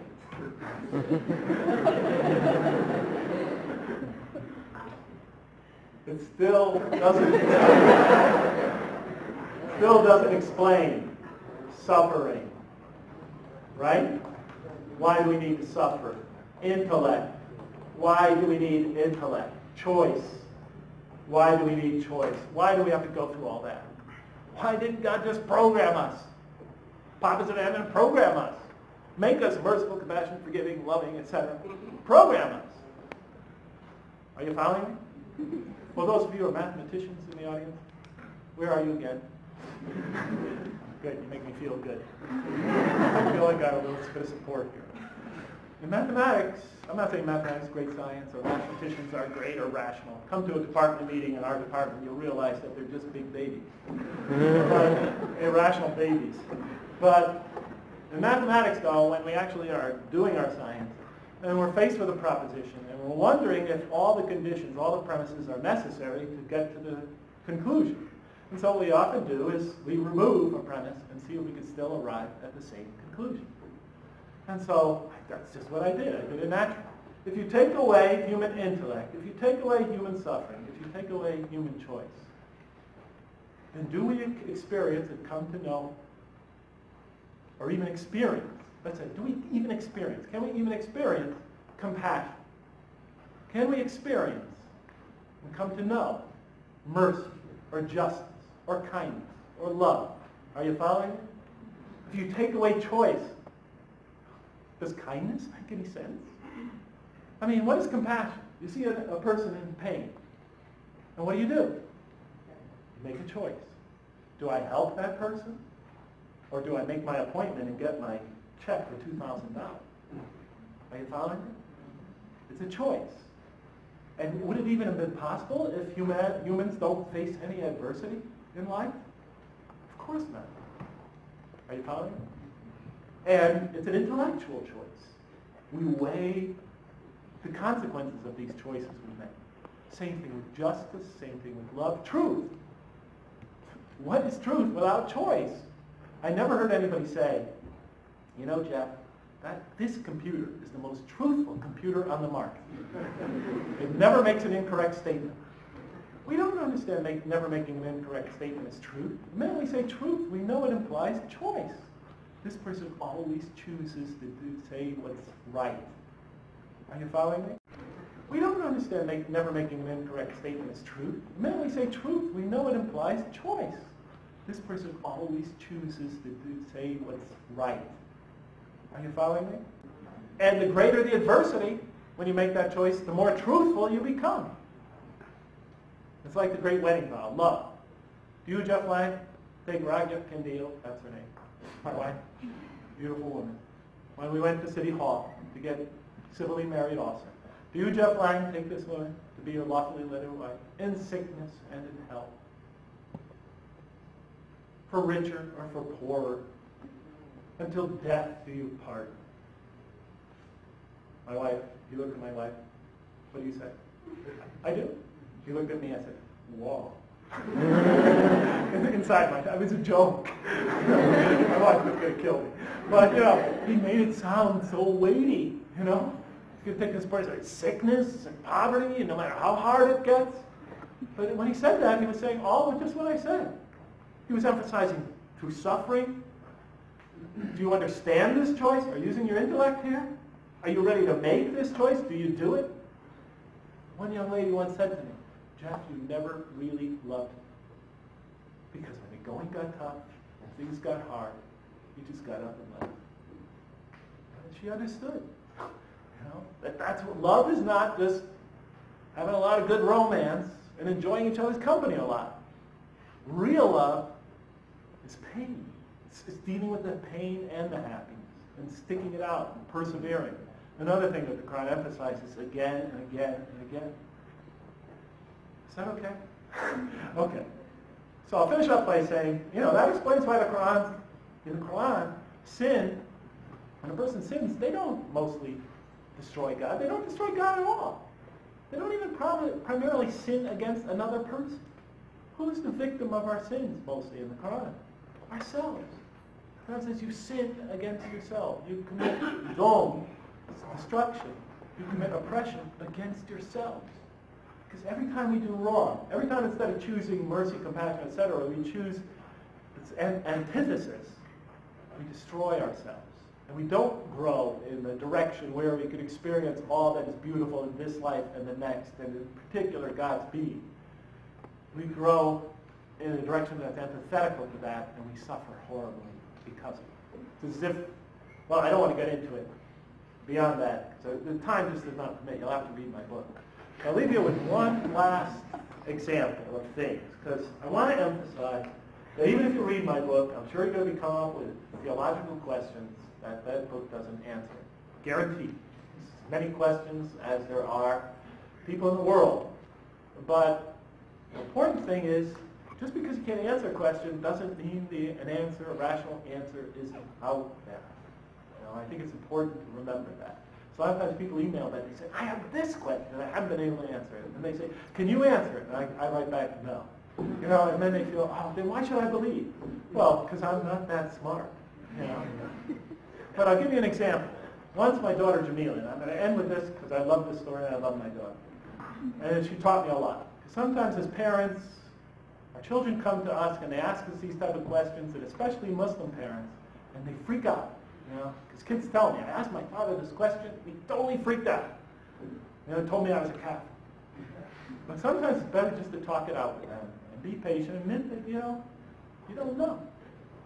So Jamila comes to me one night. I'm tucking her in. I already tucked her two sisters in. Now I'm tucking Jamila in. I'm saying, honey, good night, sweetie. And then she says, Daddy, I have a question. I think, oh, there we go. Up till midnight. Jamila just never lets go of a question. She's the genius in the family. So I said, yes, what's your question, honey? Then she said, Daddy, I understood, your explanation of the purpose of life and what you got from the Quran. And it's coherent. She didn't use the word coherent. It's coherent. It makes sense. The pieces fit together. It still says, I got a question. It's just gnawing at me, and I can't figure out the answer to it. And I said, well, sometimes, those things come later in life. Just keep working on it. Put it on a shelf.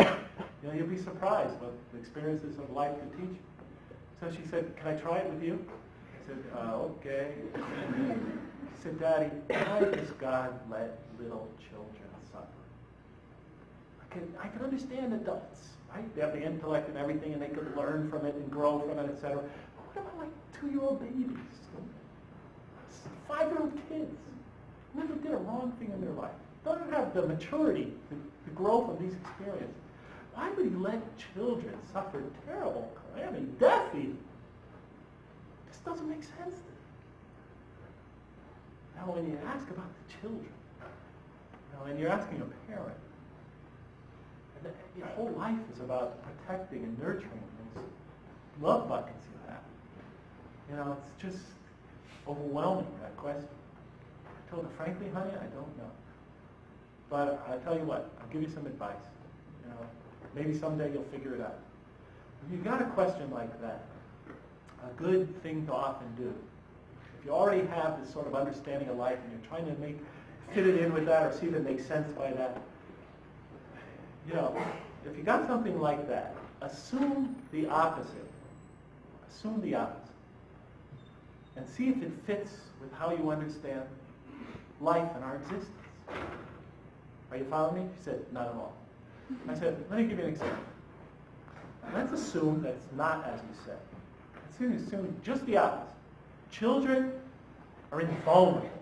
God made it so that children could never suffer up until a certain age. What age would you like to say when childhood ends? I don't know, Daddy. Pick your age. I said 18? She said, fine, 18. I said, okay, up till 18, a child could never suffer. No disease, nothing. No illness, can't die.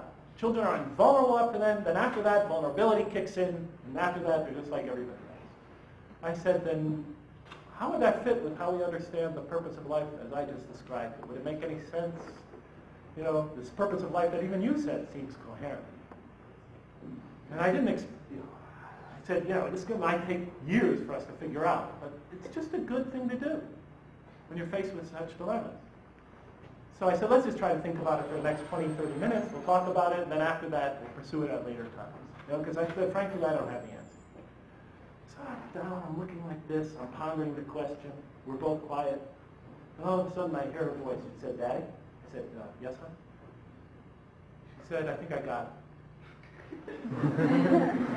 I'm thinking, she got it? I've been thinking about it for 15 minutes, and don't even have a clue. I know she can't be any nearer. I look at her and I say, yeah, go ahead. I think I'm humoring my daughter. Yeah, go ahead. She said, Daddy, I think of it as the way you said it was. That children couldn't suffer at all until they're 18, can't experience any disease or anything. Completely invulnerable. I said, yeah, what? She said, then mommies and daddies really wouldn't need to be mommies and daddies anymore. So, she wasn't saying that mommies and daddies wouldn't need to give birth anymore. She was saying that parenting would be robbed of all its value. Are you following? Because in Islam, parenting is one of our major venues for spiritual growth. We have more opportunities, such tremendous opportunities to grow in mercy, compassion, forgiveness, etc., through parenting, through our relationship with our families and our children, than almost any other venue. Are you following me?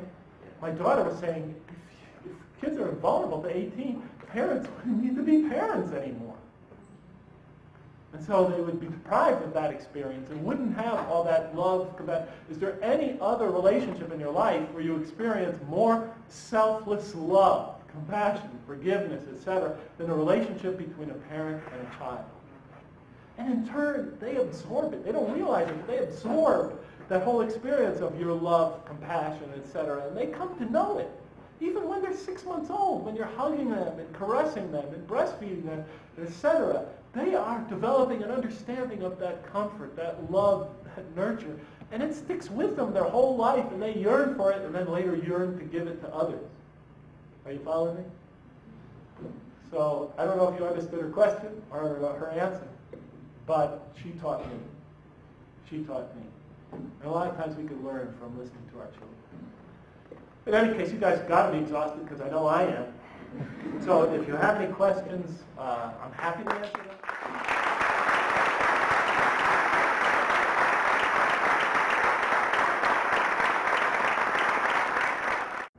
You don't have to ask any questions, by the way.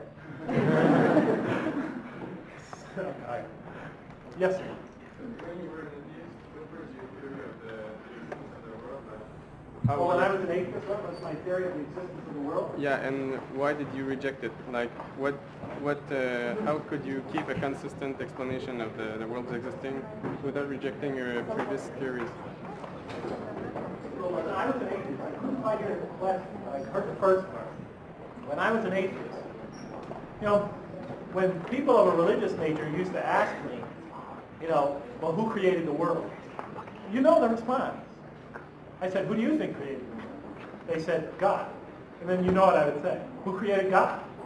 They would say, no, God has always been. And then I'd say, well, why couldn't the universe have always been? So that was my explanation. It's not like I just read it and said, it was so powerful, it was so infinite. And I felt, finally, that God had spoken to me through the Quran and opened a spirituality up inside me that awakened me to a spirituality I thought I never had. I mean, that experience was so dramatic and powerful. I couldn't live without that in my life. Are you following the Quran? I continued to read it daily from there on after. After a while, it became clear to me that it's strange how it actually happened. I won't go into detail here. But to make a long story short, it was obvious that I had to join the community that honored that scripture. But that was a difficult time, joining that community, because it's dominated by many foreign cultures, depending on what mosque you go to, and they have their own particular cultural perspective on things, and they often equate that with the revelation itself, and that could be very exasperating and frustrating for somebody coming from the outside. But I won't go into that in detail. But nonetheless, it's because of the love of that, that whole experience, and the role that the Quran has played. I had to stay close to that. I have a question. Yes. Yeah, I think you told when you were in Purdue University, you did get into Buddhism, Hinduism, and things like that. Say that again. When you were in Purdue University, Yes. you came across the faith in Hinduism, Buddhism, and things like that. Did you go through a book named Bhagavad Gita? I read a little, I read an English translation of it, a little bit, just to better understand my friends. That's what I do when I meet people from other faiths or things like that, even to this day, particular religious perspective. A lot of times I'll not just that, I'll read about their culture or things like that, especially if I like them. But Yes. you didn't find any answer in those books which haunted you in the beginning, like why God is so merciless and things like that. Being merciful, why the word? No, it was very difficult for me, for that, because Hinduism has, so many scriptures, and the scriptural literature is so vast, and it represents so many perspectives. It's difficult for somebody from the outside, to come and read that and find guidance from it. You know what I mean? Unless you happen to stumble on the right thing. But yeah, for me it was a little bit confusing. And that's not to put it down. It's just that, scriptures in Buddhism and Hinduism could fill my office, the math department, even more, maybe 4 times that. So you really need to do it. It would be very difficult, without somebody to help guide you through the process. And, none of my friends in that faith knew it well enough to even deal with my questions. You know what I'm saying? So, yeah, because, coming from a Christian background, after I became a Muslim, I understood that, there are parts of the Bible that very much agree with what I'm saying and that point in the same direction. But I read the Bible twice before ever becoming a Muslim. I read it cover to cover twice. Just couldn't find it. So I feel it's there. But, some people will be guided by this, some people will be guided by that. Thank you. Yes. Dr. Lang, just thank you for your lecture. Yes. I'm a student of theology and a Christian myself. I hope I didn't say anything that offended you. No, you didn't. I have a theological question for you, though. Okay. I can't answer it, you said I don't know. Yeah, for sure. But in Christian theology, we believe that God is both merciful and just, to the attributes that you wrote on the board. Yes.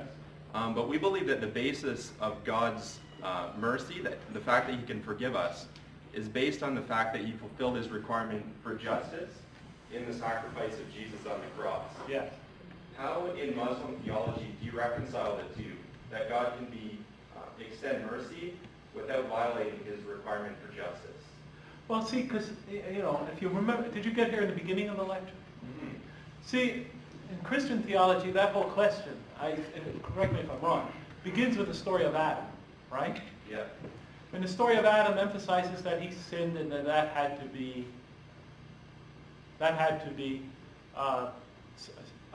what's the word you said again? In terms of justice. That had to be reconciled in terms of justice. Right. But in the Quran, if you remember, as I was saying, there's no indication in that version of the Quran of that story that was that big a deal. Are you following me? It was in the Quran, Adam slipped. It's a minor thing. God didn't put us here as a punishment. Are you following me? So God did not feel violated or anything had been violated to such a degree that had to be paid for. I'm just saying from the standpoint of Quran. Adam repented, God forgave him. Adam and Eve, and that's it. Because they're not really here as a punishment. They're here to grow. This is a stage, from the standpoint of the Quran, we weren't just created when we were conceived. We are actually going through a stage of our creation here and now. So it's a different point of view. So the issue of God needing to be, his sense of justice needing to be satisfied, that's not the deal as far as the story of Adam is concerned. But in Muslim theology, is there not a theology of punishment in hell as well in Muslim theology, that God Yes. will punish sin? Yes. Well, but it's, like I said, it's very much tied to an individual's self-destruction. You know what I'm saying? There's an organic relationship. I don't want to get too deep into it here because I didn't talk about this a lot, and this takes a long conversation. But there's an organic relation between a person's doings and what they're going to experience in the next life. I'll try to explain it this way. Do you guys mind me talking about this? Sure. I'll try to explain it this way. Our growth in the womb, for example, is primarily physical growth. I'm going to use that analogy first. We grow in the womb. If we grow healthfully and grow well, then when we come into this world, we come in as healthy individuals physically and are able to experience physical beauty and comfort. If somehow that growth in the womb is disturbed or retarded or destroyed, then we could come into this world in physical anguish. Are you following me? Maybe come into this world without skin. And then the elements and the cold and the hot tortures us. Are you following me? We come into this world deformed and experience all kinds of physical handicap and suffering. Are you following me? In the same way, our growth in this life is primarily spiritual, not physical. We grow physically for a while, then we decline physically. But in the Quran, the type of growth we experience in this life is mostly spiritual. We grow in beauty. Or we don't grow in beauty. We grow in ugliness. And through that growth, we can either experience tremendous beauty in the next life that awaits us, or we could experience tremendous suffering. It's as if if we destroy ourselves, to use the Quran's terminology, if we destroy ourselves in this life and grow in attributes that are antithetical to the ones that I just wrote down, then we are preparing for ourselves our own suffering. So in the Quran it says, God says to the people when they enter the next life, I did not hurt you in the least, but you did destroy yourselves. Are you following me? And in Quranic imagery, and it is imagery, it says that a person, their deeds in this life are tied to them in the next life. And their very being testifies to what the kind of life they lived here. Their skins, their hands, they use these metaphors. You know, everything about them testifies to what kind of lives they lived. It shows in their very being in the next life, an organic, natural link. Are you following me? So in the Quran, yeah, I mean, of course God's justice is intimately tied to how he has created us. And he comes to our aid, and he helps us, and things like that when we repent. Still though, those choices, that growth, we have to engage ourselves in it, and we have to take it seriously. But if we destroy ourselves, it's actually we who have destroyed ourselves. It doesn't violate God's justice at all. Are you following? Very good question, though. Excellent question. Thank you for the lecture again. But that whole thing takes a lot more explanation. I wrote about that a lot in my second book, Even Angels Ask. Yeah, I just wanted to ask you... But that's what I got from it, by the way. I'm not saying I'm the final word. But, you know, I've always read literature. I have a tendency to read literature in that way. I take a very literary approach where it's writing. Yes, go ahead. One last thing. No. Kind of a lovely man, God bless you. Just wanted to ask, during the process, when you were going over the Quran, did you ask yourself at all, how do I verify that it's really the truth, or I mean the true word of God? Did you go through that process, and if so, then No.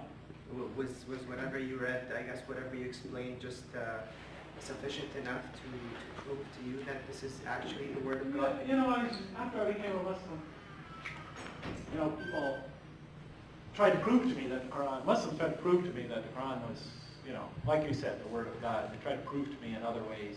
Some used the science in the Quran, or the Quranic signs from science, you know, sort of scientific signs. But to be honest with you, they're written in such a way, they're very beautiful, very compelling, very powerful once you believe. But if you're a non-believer, you know, if you approach them from the standpoint of a non-believer, they're not written in scientific specificity that it would be utterly convincing, you know, to a from somebody outside.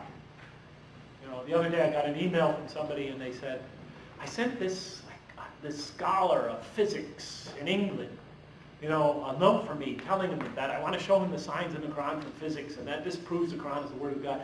The scholar wrote back and said, oh, come on, you know, that's ridiculous. Don't even bother me with that. Unless they're written in scientific, accurate, to a degree of mathematical accuracy that a mathematician would be forced to say that that's, are you following me? And I told him, yeah, I wrote back to him and said, of course. You know, it is a sign, but it's a sign. It's not, you know, empirical proof. You know, it makes you wonder. It opens up your imagination. It forces you to think. You know, as all the Quran signs do. But ultimately, you've got to make a choice along the way. But others told me about the history of the Quran, how it was collected, and things like that. And you know, I studied the Hadith literature about it. There's conflicting stories about how that was had. It got more the more I studied, the more confused I got. But in any case, I didn't need any of that. You know, I read the Quran. I had this. What happened was, I'll explain it simply. You know, and I think something like this has to happen if you're an atheist. I read the Quran. I had these powerful spiritual experiences. As the Quran began to chip away at my arguments against the existence of God, brick by brick, they began to fall apart. As that happened, turned out, somehow, I started to become slightly more open to the message of the Quran. I started to think that maybe I'm wrong about the non-existence of God. Are you following me? I didn't say I am wrong. Maybe I'm wrong. Once that started happening, I noticed verses in the Quran, certain passages of this very spiritual passages, started to affect me in very powerful ways. And like I said, I tried to fight it, I tried to deny it, I tried to explain it away. The further I got through the Quran, the more powerful that became. Especially, you notice, as you come to the end of the Quran, The emotive style of the Quran increases. The Quran reaches a spiritual, emotive crescendo as you reach towards the end of the Quran. It builds throughout the Quran. You get to the end, it's like it's an like if you were listening to an orchestra, it's getting more and more powerful. And it's getting there, it's coming. And then finally it says, come on now, say it. He is God, the one and only, the eternally sought before. Say, I seek protection. Believe me, think you need the protection because, you're facing a very big choice. I seek protection of the God of every new day's dawn. Say, I seek protection of the God of mankind. It's like it's saying, finally, okay, here we go. Say it. Say it. Say it. It literally says, say it. That's the way I was reading it. I was experiencing this thing as if it was talking to me. What do you want out of me? What do you want out of me? But I was going through this amazing experience. I was having this conversation with something beyond me. Are you following me? This very powerful spiritual conversation that was moving me in ways that I was denying, but was happening anyway. So at the end, that was my conviction. After the end, I became convinced that voice reaching out to me, that awakened me. By the time I was finished, I knew I was talking to none other than God. That's not proof for anybody else, but it's proof for me. I couldn't deny what happened. So that's the way it happened. So I didn't need any further proofs. But again, the arguments about the signs in the Quran, I don't think you were referring to that, or by the way the Quran was collected and preserved. It may have been referring to that. I don't know but none of that really mattered to me. Once you start having spiritual moments, because then after that I braced this down. Spiritual moments for people that experience them, and I'm sure many of you, since you're believers here, did. Once you start having those, and they are powerful and they are real, not only you know that, a lot of these questions are becoming irrelevant, don't they? You know what I'm saying? But what could get you to that? How do you get to those? The Quran took you to those. Are you following me? So, that's my answer to your question. But a very good question. Yeah. No, it doesn't satisfy people, but it's definitely helpful. I just had a question about how long after you read the Quran did you become Muslim? And also, what did your Saudi friends that were not so practicing, what did they do when you became Muslim, and what was the reaction? Well, the reaction was they were excited. Mahmoud, the guy who took me to the San Francisco bar scene, he started coming to the mosque to see if I really did convert to Islam. I didn't tell him. And he heard about it, and he said, "You're kidding." He said to the other Saudis, "You're joking." There was a Saudi bar crowd that I always used to hang around with. You hear about that? What? You became a Muslim. Mahmoud said, "No, you're S-H-I-T-ing me." That's what he said. "No, you're kidding me." No, they said, "Really?" So he started coming to see if I was there, and he found me there. And he became very devout after that. He did, really. And most of the members of the family, but they were kids, they were going through the wayward years of youth.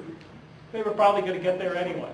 But they're all very, they're very moderate, but they're very, they're very devout people. But very nice devout, not the severe kind. There's a lot of religious people, we confuse severity with religiosity. Oh, look at that person, he's so mean and he's religious. He must be really religious. Thank you. Well, are you tired? You want to go home? Okay. If there aren't any more questions, doesn't seem to be any more questions. More details of this are written in my 3 books. I'm not encouraging you to buy them, honestly, although my publisher would love them if I do this. But if you're interested, I guess even Angels Ask talks a little bit more about these theological issues quite a bit.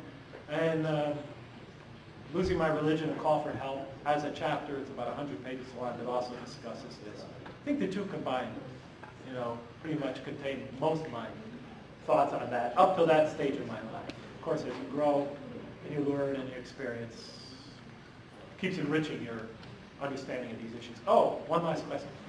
Thank you for your interesting presentation. briefly, what people knows who have never read the Quran, what they knows about Quran is the stories about war and fighting, and the story about women. Could you comment these two things, please? Briefly. War and fight. Yes, there's a verse in the Quran, fight, fight them in line, wait and ambush, whatever. In the 9th Surah, Surah Al-Tawbah, verse 5, has a very warning tone. It talks about making war on certain people. It's often quoted by people who have a grudge against Islam and say, see, Islam promotes violence. But if you look just before that, it's very clear. The verses just before that and after that speak about people who have treaty obligations with the Muslims, peace treaty obligations, and then they break them and they violate those treaties and commit aggression against the Muslims. They were fighting for their self-survival at that time, and self-defense. And so it talks about people who break their treaties, and this is how you deal with them. And it has a very bellicose tone. And when that verse was revealed, the tribes that were the enemies of the Muslims at that time, that were trying to exterminate this new community, when they heard that very bellicose tone, they had their spies inside Medina, and they immediately went and told, the enemy tribes, the disbelievers, this is their relation cave, they're coming at you. Listen what it said. The end result was it led to the peaceful conquest of Mecca, and very little bloodshed, virtually none. So actually, the end result was peaceful. But the long and the short was so it justified violence only against aggression. And in that particular context, because you could often hear that verse recited, the 5th verse of Surah Al-Tawbah, just read the verses before and after. It talks about, context is quite clear. It's about those who break their treaties. And it says about those who don't break their treaties, keep your peaceful relations with them and honor those treaties. And that's similar. Just to give you an example, in the Quran, some have tried to make out the case that the Quran endorses violence and aggression. Some Muslims have. And when they do that, I remember that in their argument they had to write that verse that I just mentioned canceled 254 verses of the Quran enjoining peace and only fighting in self-defense, with the non-Muslims. 254 verses that had to cancel. That's a good indication of what the Quran really says. If you had to make that sort of massive cancellation, you'd be sure that must be violating what the Quran says in general. The Quran says don't commit aggression. Even says, somebody, if they seek peace, you seek peace. And don't worry about God. God will defend you. Even because a lot of times we think, oh, now that they seek peace, jump on them, now kill them, wipe them out. This is our chance. The Quran says they seek peace, you seek peace. God is the best of defenders. But the long and the short of it is, I'm just trying to run through this quick. The Quran really, as far as I understand it, and I think almost any objective reader would, if you look at all the verses, and that's the way you should approach the Quran. When you're dealing with any subject, get out all the verses that deal with it. Massive, amount of verses joining only fighting in self-defense or against veritable oppression. Let's see. What was the other one about women? Oh, that's a long subject. I'm a little bit tired, but yeah, there's very little legislation in the Quran. Again, it's a matter of how you interpret it, through what cultural lens you interpret it. Sure, you can interpret the verses again about women in the Quran. That have to do with a legislative capacity, dealing with problems that existed in 7th century Arabia at that time. You can interpret it. The fact of the matter is, you can take almost any scripture, and if you want to justify oppression of women, or if you want to, I'm not even going to say oppression of women, a certain perspective that you have, cultural perspective, you can usually make out an argument. There are often tenuous arguments that you can make it out. But a lot of that is determined, a lot of ways, we have to face the fact that, first of all, a lot of the claims against Islam simply aren't true when it comes to that issue. And some are. Some of the scholars in the past interpreted the the faith in a very old-fashioned way. They were products of their time and place and the assumptions of that time and place. We have a right and a duty to go back and look at those interpretations and critique them, because we have 1,400 years of, well, we have hundreds of years of experience since, to see if those interpretations make sense, to see if they're tenuous, to critique them and to be self-critical. And that kind of research is currently being done, and more needs to be done. The long and short of it is, though, I don't believe that truth, the message of the Quran, is oppressive towards women. Just the contrary. But it would take me some time to argue that. So the question is, if God has sent humans on Earth, then where does the evolution process fit in, or does it fit in at all? Yeah, the Muslims argue about that a lot.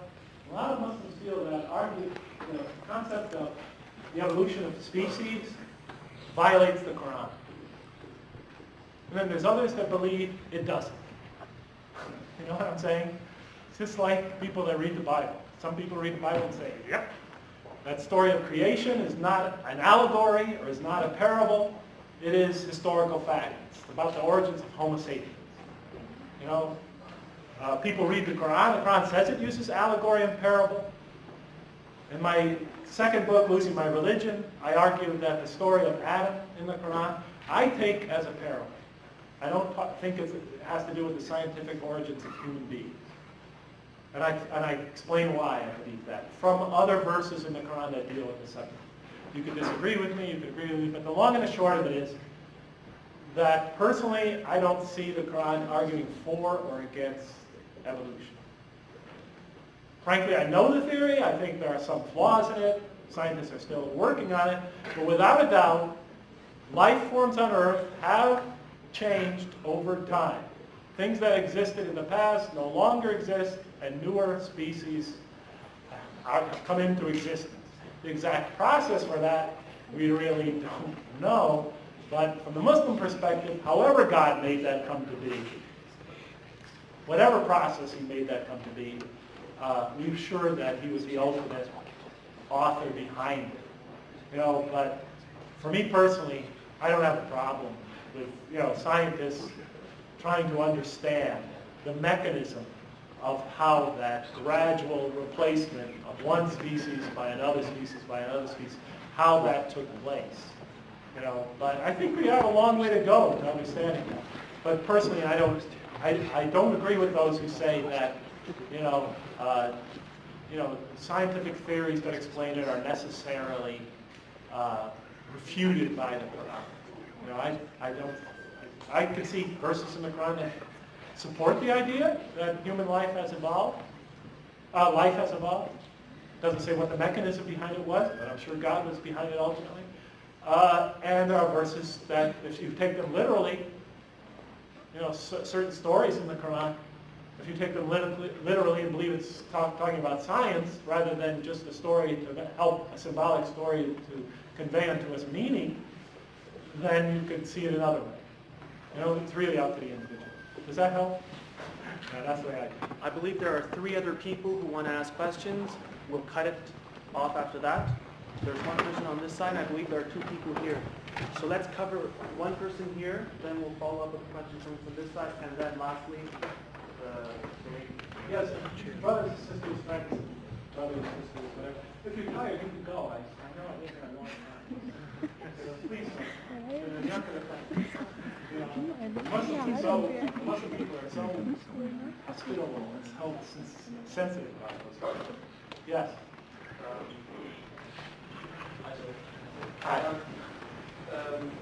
What partially influenced your decision to join Islam, from my understanding of your lecture, was that you were able to relate it to something personal, like an experience you had as a child. Do you think the Quran is general enough so that everybody can relate it in that way or in any other way to themselves or their experiences? That's a good question. That's a good question. Is that your question? Yeah. The Quran general enough that everybody should be able to relate to it or be guided by it. Yeah, God only knows. God only knows. Well, I mean, to be honest with you, take my mom, for instance. My mom, very sincere person. very truthful woman. A person who truly surrenders her life as best she can to God. She didn't get all involved in the theology of, Christology. It was beyond her. She was a brilliant woman, but it was beyond anything that she could do. She wasn't a theologian. She said, I'm not a theologian. I don't really fully understand things, but I know this God, I love God, and I believe in my religion. That's the way she explained it. It's my vehicle for experiencing God's grace, she used to say. Well, when I became a Muslim, that became quite a challenge for her. Are you following me, guys? And so we began discussing it, and she said, wow, this is... First she started arguing against me, and then she started saying, I have great respect for your religion, and it makes a lot of sense, and things like that. And she said, where can I go and experience your community? So I took her to the mosque in San Francisco. I took her to the ladies' community in San Francisco, because they didn't allow women in the mosque in San Francisco. I took her to the ladies' community. She experienced, I didn't know what she was experiencing. I can't go back there. This was in San Francisco. It's not like that in all communities, but at that time. They were imposing a particular sort of cultural version of Islam. Cultural perspective of Islam. And my mother, had a horrible experience. Just utterly horrible. She said to me, Jeff, there is no room in this religion for somebody like me. I would be spiritually dead. I am so offended by what happened, that I would feel totally alienated. Are you following me? Now, my mom, but what I'm trying to say is, my mom was a very sincere seeker of faith. And she sensed that there were some things about Islam that were very compelling. But she wasn't like me. My mom wasn't the type to do everything on an intellectual level. My mom did things on an experiential level as well. And when she experienced the community, she became convinced that this religion, her religion might not be 100% perfect. Because every religion has a theology, has the human element involved in its interpretation and its implementation. And on that level, she felt that the Muslim community was not a better vehicle for her and her spiritual growth than the community she grew up in. Are you following? A lot of times, a person's ability to perceive truth is based on their background, on their gifts God has given them, and on who they meet. Because, like the first time I experienced the Muslim community, my first introduction to Islam was a friend named Muhammad at Purdue University. He was from the Middle East. When I asked him about Islam, he told me that in Islam, it's bad for a man to commit adultery, but it's much, much worse for a woman to commit adultery. Now, if I ended up never becoming a Muslim because I thought that that is the worst possible religion on earth, I really wonder who's to blame for that. Are you following me? So I'm saying there's a lot of things that goes into God guiding human beings, and I think He takes all of that into consideration. That's what I get from reading the Quran. But that's a whole other argument, and a lot of people disagree with me. But I'm going to write more about that in the future. I've written about it in the past. But great question. I hope I answered it okay. Thank you. Yes. Thank you, Dr. Ryan, for sharing your conversion narrative. Just like to know, could you conclude that your conversion experience was a rational conversion, meaning an intellectual conversion, like with the influence of the Quran only? Or, because it didn't seem to me that it was a relational conversion, meaning through the influence of friends or marriage or traveling to an Islamic Muslim country. So could you conclude that? That's a very good question. I often thought about that. I think the relational element had something to play. I really, really love those people. I still do. I think that human element is very important. Even though Mahmoud took me to bars and things like that. No, seriously. He was one of the most generous, kind. But you took him back to the mosque. Yeah, I think he came back to the mosque. But he was a deeply spiritual person. He was just a wayward kid. But I saw in him something, in his family, something beyond this, the wild life they were living. You know, there was a spirituality there. There was a beauty there that was somehow the basis of their living. There was that personal element. Without that personal element, I don't think, maybe I needed somebody like Mahmoud. If the Imam of the masjid came up and started talking to me, I'm sure I would have said, thanks, but no thanks. You know, sometimes it takes somebody a little closer to you, you know, to help you along. But you know, I would describe, as far as the Quran goes, experience this way. Began very much rationally and ended very much spiritually. You know, there was a spiritual connection that developed there towards the end. That was unexpected. So a relational element played a role, began primarily as an intellectual curiosity in my reading the Quran, then became an intellectual compulsion, and then became a very powerful spiritual experience. That's the best that I could, that's my best guess. Thank you. Anybody else? Yes. Oh, yes. Yes. Upon establishing your belief in God and Islam, how did you rationalize the obligations of Islam on a Muslim to practice, such as prayer and fasting? Why wouldn't one just be a good person and try to get closer to God through being merciful and generous? And why was there the need for obligations? Oh, why the need for all that? Oh, that takes a while. That's usually another lecture. It lasts about 45 minutes. Can you just invite me up here again? I'm happy to talk about it. The long and the short of it is that I don't know if I can do this quickly because I haven't prepared this in my mind. But I've given this lecture many times. I just can't do it in a short couple minutes. You know, honestly, my mind is sort of shutting off from tiredness. You know, it's been a long 2 days. But if you read my book,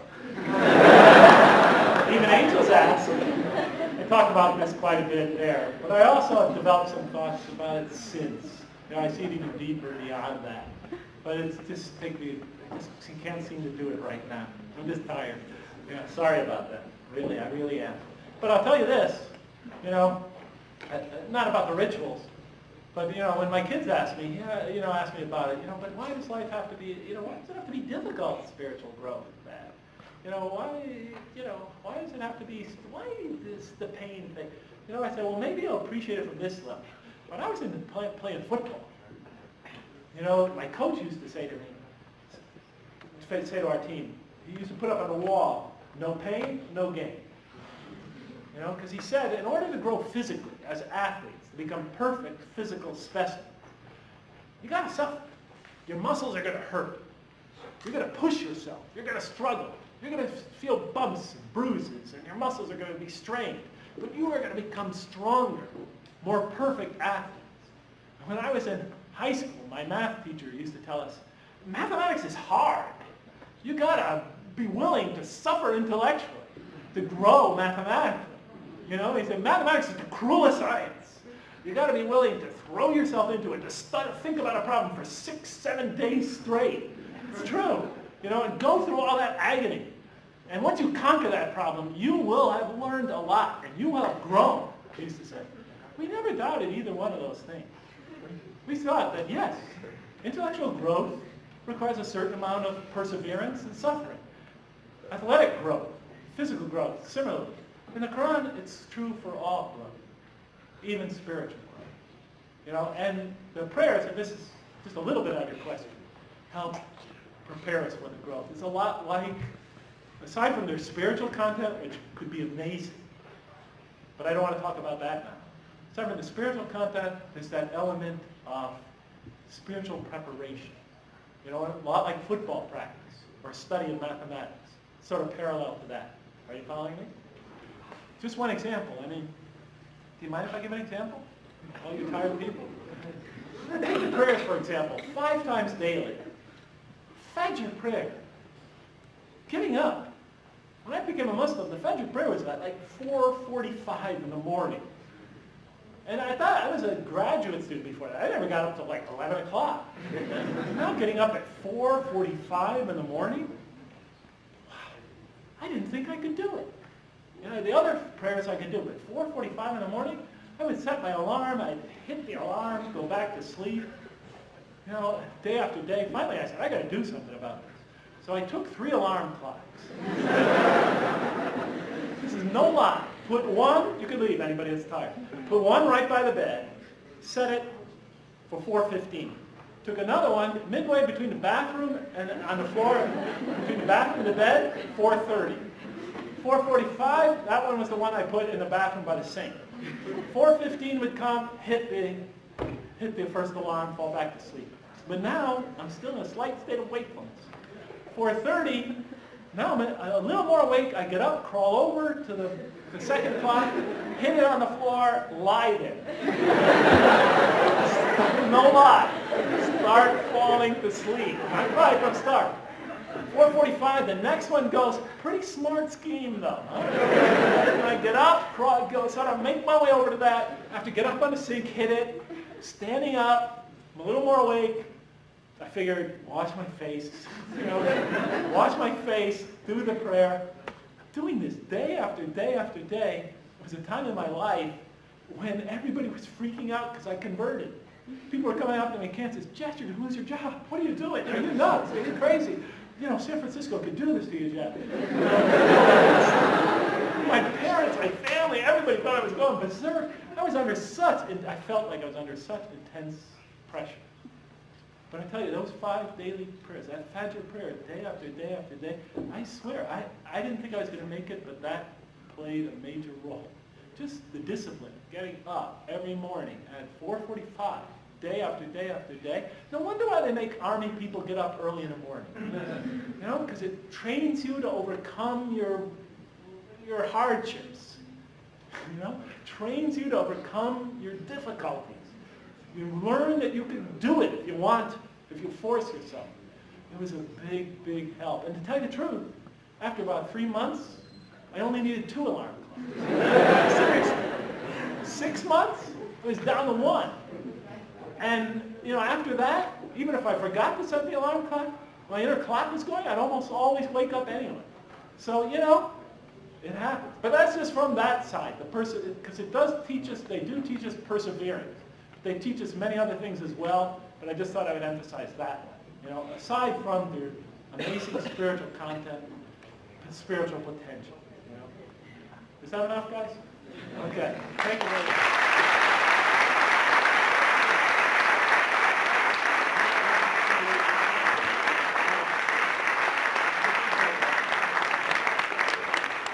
Thank you, Dr. Jeffrey Lang. Thank you so much for your inspirational story. We really enjoyed it.